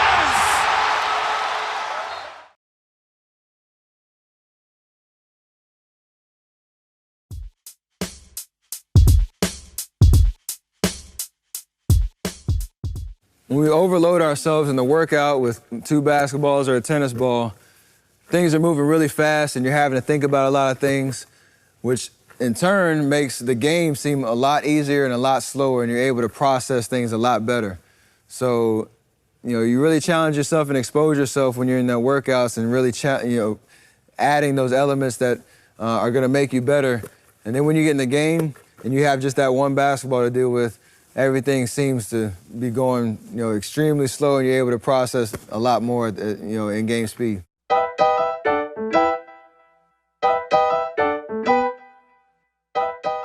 The same thing we talked about with shooting, when you talk about how to get better as a ball handler, one of the best ways to do that is to film yourself dribbling. Because you start to see all the subtle flaws that you may have when it comes to body positioning, when it comes to ball height and ball speed. And being able to see that and address the changes that you need to make is a great way to get better. Also, when you're talking about dribbling with two basketballs, you have to start to be able to be comfortable with being uncomfortable. Hey, come here, ball. And for me, that means if I'm not messing up in a ball handling drill, that means I'm not going hard enough. That means I'm not challenging myself to get better. And it's okay to mess up because you want those balls to go faster and faster and faster every time you step foot on the floor and really put the time in on these drills. So be okay with messing up, knowing that you're getting better and that you're exposing yourself to what that means.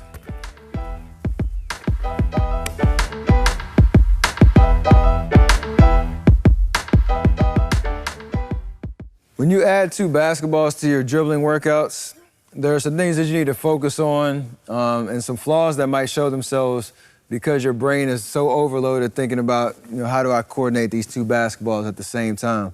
For me, sometimes I hold my breath, I forget to breathe because the only thing I'm worried about is these basketballs. Sometimes I hinge over and lose my good, positioning as a basketball player right here when that dribbling positioning we talked about. You lose speed of the basketballs because you're playing it safe and you feel like you wanted to control those basketballs at all costs, so you slow them down.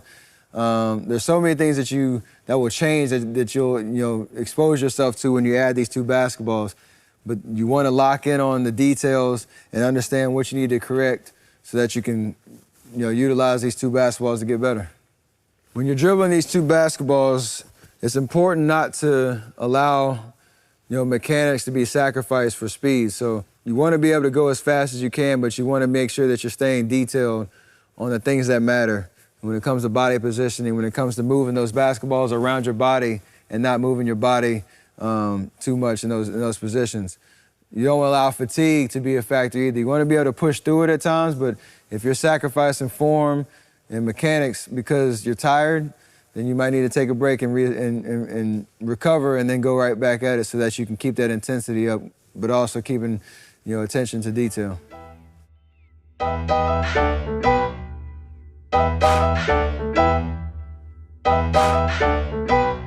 Here's a basic two-ball progression that I use. Start with the two-ball pound and progress from there. Keep the balls away from your feet, keep that nose behind your toes, and stay in a shot-ready position. Don't let the ball move inside your feet like Brandon's doing here. And watch out for the torso bounce. A lot of times when you're fatigued, your torso will start to bounce, and you want to avoid that. Then move on to the alternating dribble. Make sure your rhythm stays consistent. Really drive that ball into the ground and work on how quickly you can get the ball back to your hand. Keep your eyes up. Remember not to let those knees turn in and stay shot ready. This is what we call the two-ball crossover. You'll see that one ball is staying out in front and we're doing a crossover behind it with the other ball. Don't dribble in circles. One ball stays in front and the other goes behind. You can use different colored balls if it helps you track them. On the between the legs, similar to the crossover, you want to keep one ball out in front and go between with the other ball. Remember to keep the same mechanics as with the one ball. Drive that ball under your hamstrings, keep your feet on the floor, and minimize the shoulder turn. Don't shift your weight from side to side as you practice. Here you see Brandon standing up too tall, dribbling too high, and turning his body too much. When we go behind the back with two balls, remember to keep your nose as close to the center of your body as you can.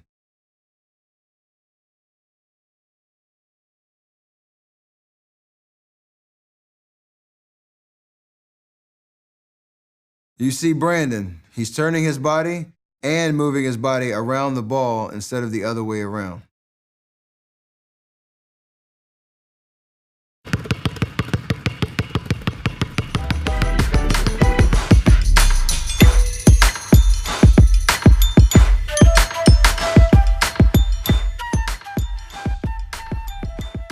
The big thing on these tennis ball drills is to make sure you're tracking the tennis ball with your eyes, making sure you're breathing through your mouth and activating the hand when you're catching. By activating the hand, I mean you're tossing underhand and catching overhand. Make sure you're keeping a consistent dribble speed with the basketball and you're staying in that athletic position. Start by doing 8 good reps of this single ball pound on each hand. Then you can start adding complexity once you're comfortable.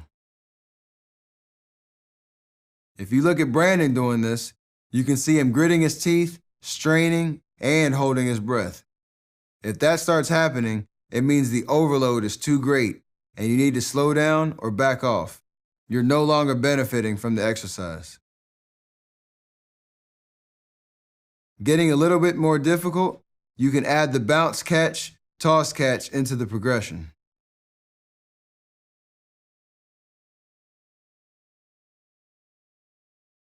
Keep your eyes on the tennis ball and never look at the basketball.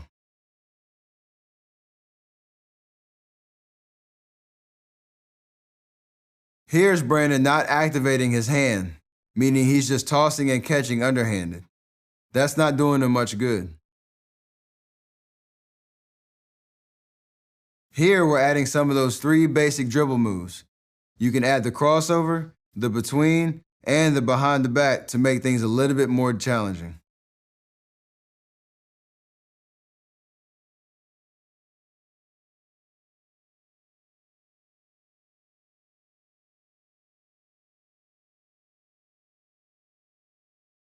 See how the rhythm of the basketball is changing here when Brandon tosses the tennis ball? You want to keep a consistent rhythm with the dribble when you toss the tennis ball. Don't let your body or the basketball float up with the tennis ball. Remember to keep the tennis ball just about eye level when you toss it. Don't toss it too high in the air and don't toss it too low. We're maintaining the same mechanics as our stationary 1-ball dribble. Nothing changes. We're just adding in a new element to train our minds. To make this workout even more difficult, you can start incorporating tossing the tennis ball off the wall to yourself, which is even more challenging and more unpredictable. So we'll outline some progressions for you in the workbook. But remember, once you do this tennis ball workout or 2-ball overloading, go back to just 1 basketball and run through a progression with just the basketball. You should feel improvement almost right away. 1 ball will feel a lot easier once you train some of these overloading concepts. You should feel more control over the basketball.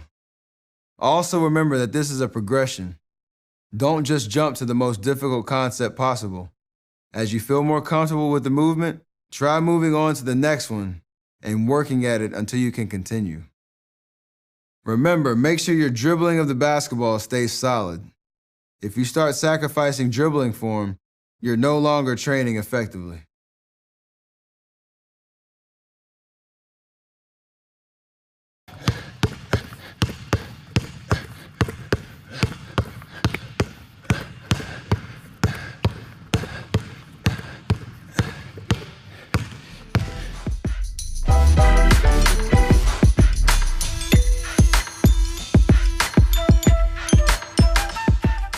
Once you're feeling comfortable with the 2-ball stationary work, you can start to take it on the move. Fundamentals still apply here. The same form as stationary, just adding the footwork. Remember to push the balls away from your footwork as you move into space. Watch the footwork rhythm here when I move at an angle. 1, 2, 3. 1, 2, 3. It's rhythmic. In games, you can use that sort of rhythm to lull defenders. They'll try to time your footwork, and you can anticipate and surprise them. When you start to move laterally, remember to stay totally vertical and keep your nose in the middle of your body. You can do this work for really short distances, like elbow to elbow. You see me. I'm only taking 4 or 5 steps here. Try 2 or 3 steps to start.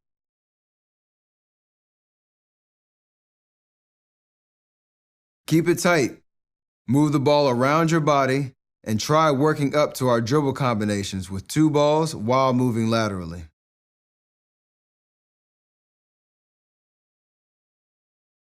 When you take the tennis ball on the move, sometimes you have a bad toss. It's okay. Just recover and go at it again.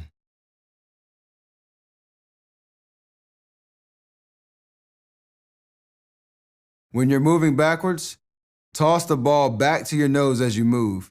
Otherwise, you'll have to reach for it and lose your balance.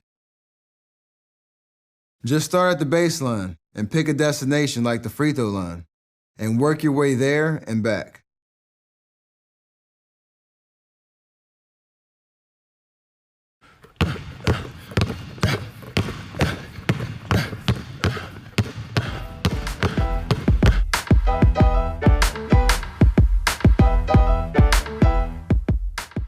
Sometimes it's important to what we call see past the drill, which means there are so many benefits to what we're doing, not just controlling the basketball, making the dribbles faster, working on those combination moves or anything, but I talked about breathing, mental focus, persevering through mistakes. There are so many things and so many elements that these ball handling drills, allow you to work on. That makes you a more complete basketball player and allows you to be, to have more confidence when it comes to doing the details of what we're working on.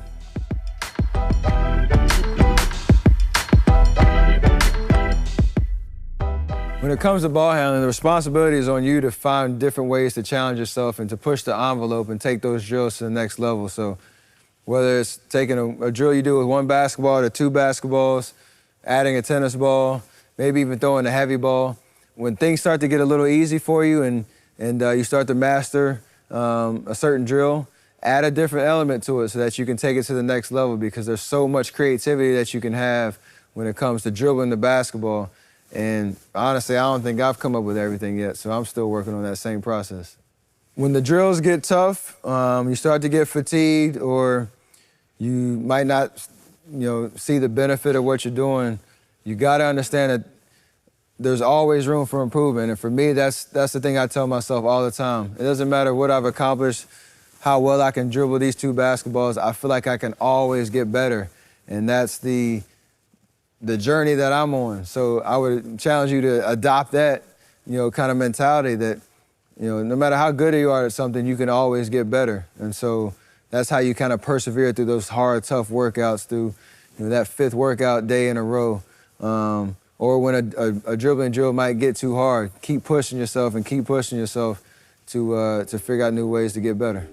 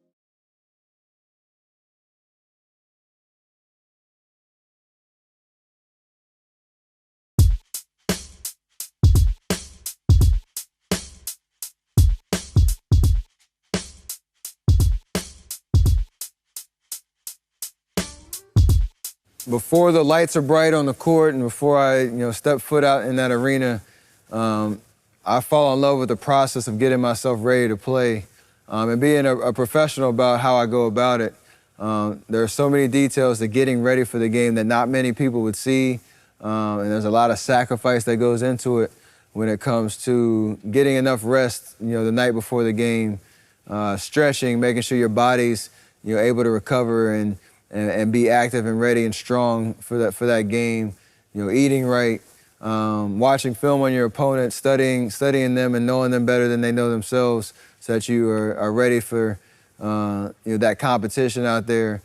Going through the different sequences and drills that help get your body activated before the game. You gotta fall in love with those parts of the process and the journey before you even step foot in the competition, so that you're able to prepare yourself to be successful at all times and not cheat the process.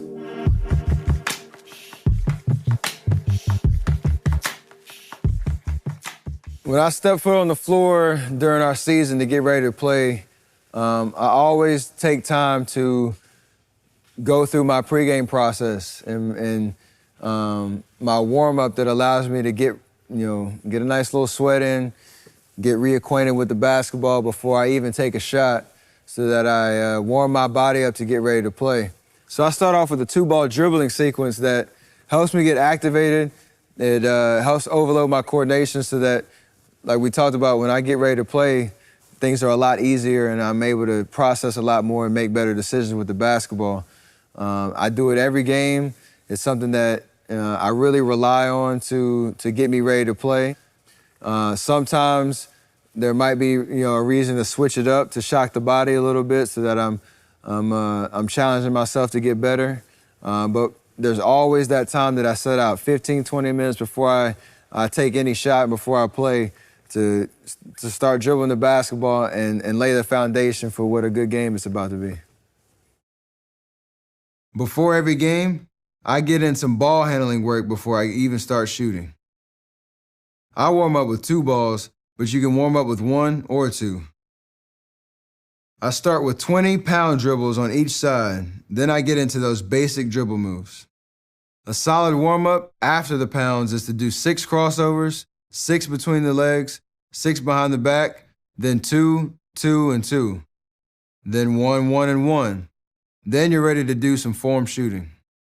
The same way that I came up with my 2-ball dribbling sequence in my pregame drills, I would challenge anybody to find that time where you can come up with something that just gets you feeling good about the game that you're about to play. If it's a crowded gym, if it's somewhere where you just take a corner of the gym, take a basketball, find that process that helps you develop your rhythm, your confidence, allows you to prepare yourself and activate yourself to get ready for that game. Everybody could have a different routine that's unique to them, that makes them feel 100% ready to play. And you got to have that kind of creativity and vision to build whatever that sequence is that's right for you. Whether it's copying mine or doing something on your own, I challenge you to find that.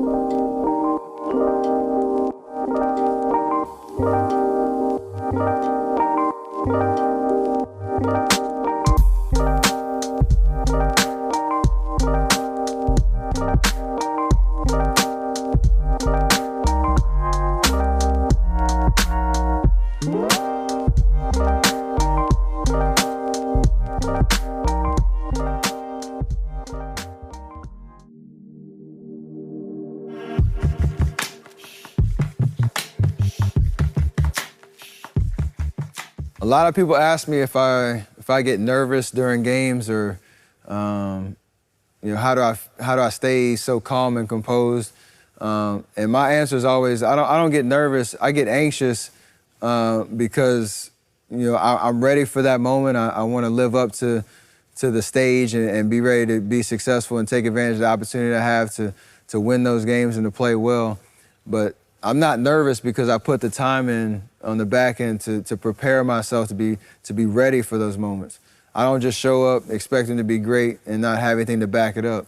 The preparation that I put into it and the mental and physical sacrifice that goes into what I do as a basketball player allows me to be ready for those moments and to meet the storm with the ultimate calm and cool and collectedness that I like to have about taking advantage of those opportunities. So you got to put the time in, and that'll help you, be ready for whatever comes your way during the games.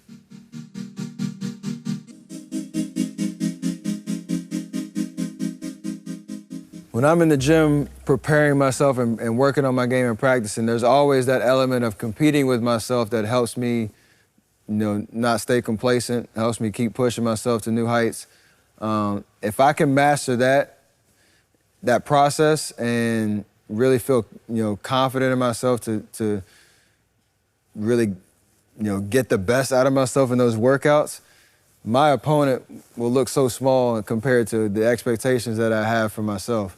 So that's kind of been a huge factor for me being who I am on the court, because I'm my biggest critic. I hold myself to the highest standard. So if I can live up to that, that opponent don't have anything on me.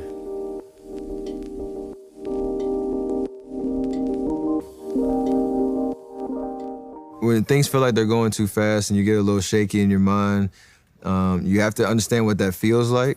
You have to understand how your body and your mind reacts to those kind of moments and those kind of pressures, and learn from that. And the next time you feel like that might happen, for me, I try to visualize the game unfolding, before it happens. So I'll sit on the bench sometimes before a game, close my eyes or even have them open, just staring at the empty floor, and see myself doing things in the game before they happen, so that I can put myself in that state before the adrenaline starts to rush and your emotions take over, so that you can prepare yourself the best you can to know what it's going to feel like, because everybody's different. Everybody responds to those moments differently, but you have to master your own emotions.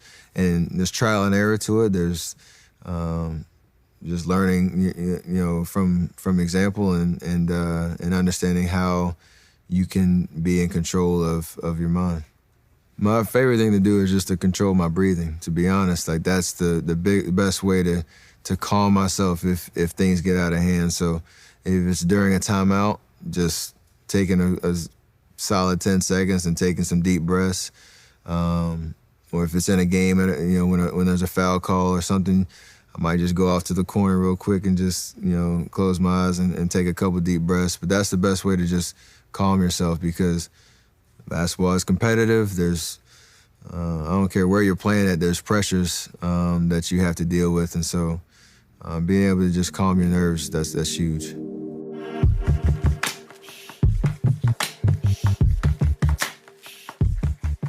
Playing in the finals is obviously an unbelievable experience, and the stage and the moment is so intense.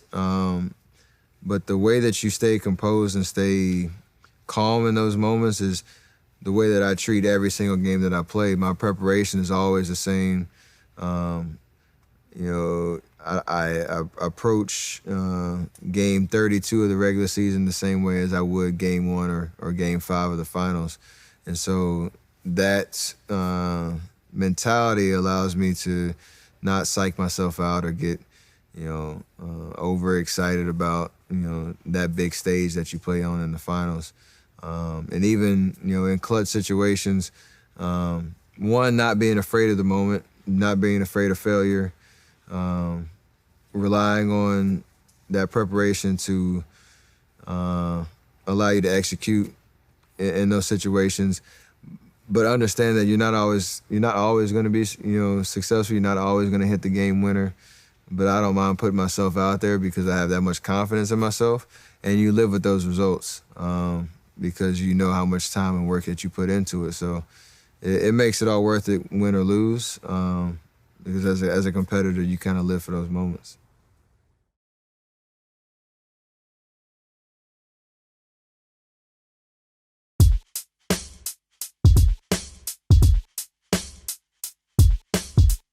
For me, basketball is in my DNA. It's my passion, so it's hard to kind of turn that switch off. How I approach the game of basketball is how I approach pretty much every facet of my life.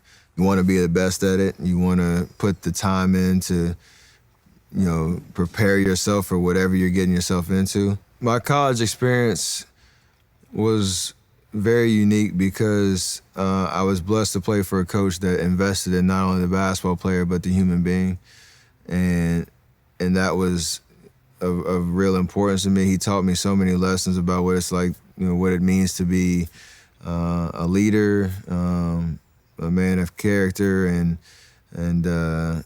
value, and really and define what that means for yourself. It doesn't matter what kind of accolades you get, what kind of praise you get in this world, how you treat your family, the decisions you make on a daily basis that people don't see.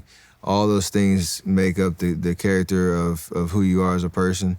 And I happen just to be playing basketball and trying to do it at a very high level. And he put those things into perspective for me before all the hoopla began, and that's kind of really set me on my way. So invaluable, advice and direction and leadership from, my amazing college years.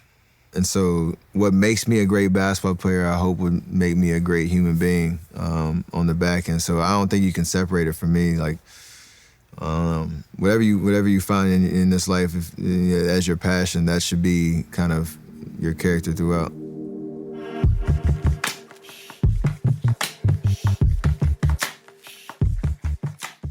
Your state of mind is, for me, the main driving force behind your successes and your failures. You can have the physical preparation, which is important, and it's something that can separate you from your opponent. But the ones that can sustain it, and the ones that can, really without much explanation, push themselves to new levels. Every time you see them, there's always this. There's always like this just innate ability to internalize, that drive, and figure out ways to do things that people can't really explain. And so you try to put it into words, but yeah, your mental state is something that's extremely important to staying hungry, staying driven, staying focused, and staying in the moment, because that's the only thing you can control. Obviously, my faith is huge in what I do, and keeping the right perspective of why I play the game, and trying to keep that at the front, front and center. When it comes to how I train my mind, there are a lot of different activities that I get into when it comes to like meditation and doing like float tanks and yoga and things like that to help me stay centered and block out the noise the best I can, because it is a crazy world that I live in. But keeping my family close is huge as well, because they are always my voices of reason when things start to get crazy.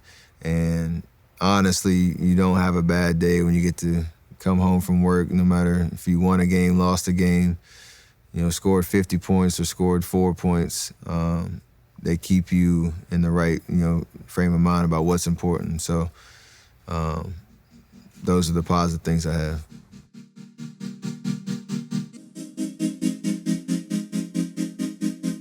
When I left college to go to the pros, I thought I was the hardest working guy, and I was living in a fantasy world, because there was this gym I went to in between, leaving school and going into the draft, where I got to see some NBA guys actually work out.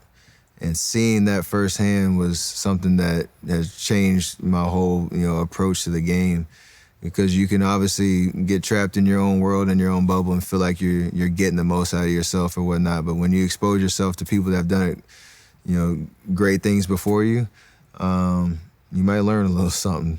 And I was in that same boat, and it kind of was a real shock factor. Like, this whole time I thought I was pushing myself to the max. I was pushing myself hard and I was working hard, don't get me wrong, but I wasn't at that right level, and I needed to see it. And from there, it's about what do you do with that knowledge, and what do you do with that kind of advice. And from there, I made it my own and I owned it.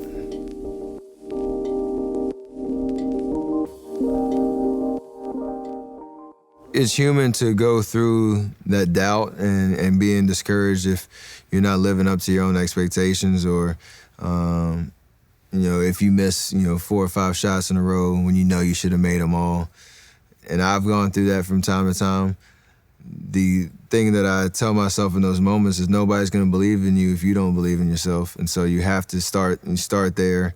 It may require you to get in the gym and work a little harder. It may you might need to go talk to your coach or talk to your teammate or talk to your friend about how to get in the right frame of mind, but it has to start with you. You got to be your biggest fan, your biggest supporter, and especially when things are going or aren't going your way.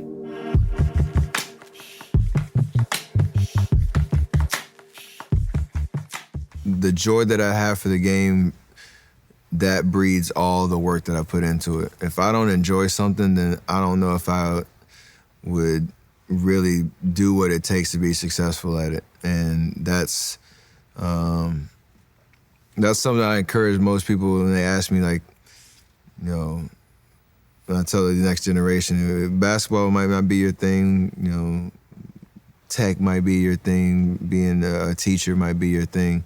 Whatever it is, you have to enjoy it, because there are things that you might not want to do. You might not want to wake up at 6:30 in the morning to go do cardio and run, go to the gym and lift, get 300 shots up, you know, do an hour of stretching. You might not want to put all that time in because you don't really enjoy the process. So for me, it does, you know, there are times it feels like work, but I know how much I enjoy those moments where everything kind of comes together, and I look forward to when those do happen. So yeah, it should never feel like work.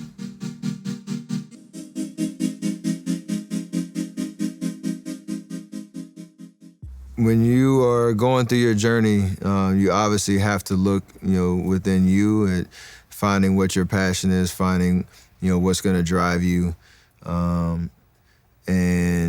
yeah, having that competition with yourself to know. For me, I haven't reached my full potential yet. Whether that's true or not, or whether I know what my full potential is, I don't know. But I always have this inner voice and this drive that tells me I can do better. When things go wrong, I look at myself and what I can do better to improve the situation. You don't play the blame game. You don't, you know, get into that thought process. So there's always something that you can do better to get the most out of whatever you're doing, whether it's playing basketball or in life. So that's driven me for sure. And it's the best way to just keep the right perspective, because you can only control what you can control. So you finished my masterclass. I hope you learned a lot about the game, about me and my journey. I hope that you can, you know, take the knowledge, apply it to your own goals, set goals for yourself, know that you can achieve it, know that you need to put the time in, and it's going to be some hard work. But for me, that's been the most fun about the journey, is learning a lot about myself and pushing myself to the next limit. And I hope you have that same experience too. You need to get in the gym and get to work. Time's ticking.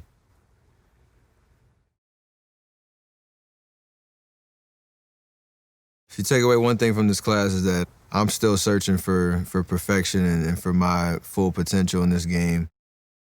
No matter where you are in your progression, no matter what goals you set for yourself, we're all in the same boat. And so it's a never-ending journey, and I'm still on it.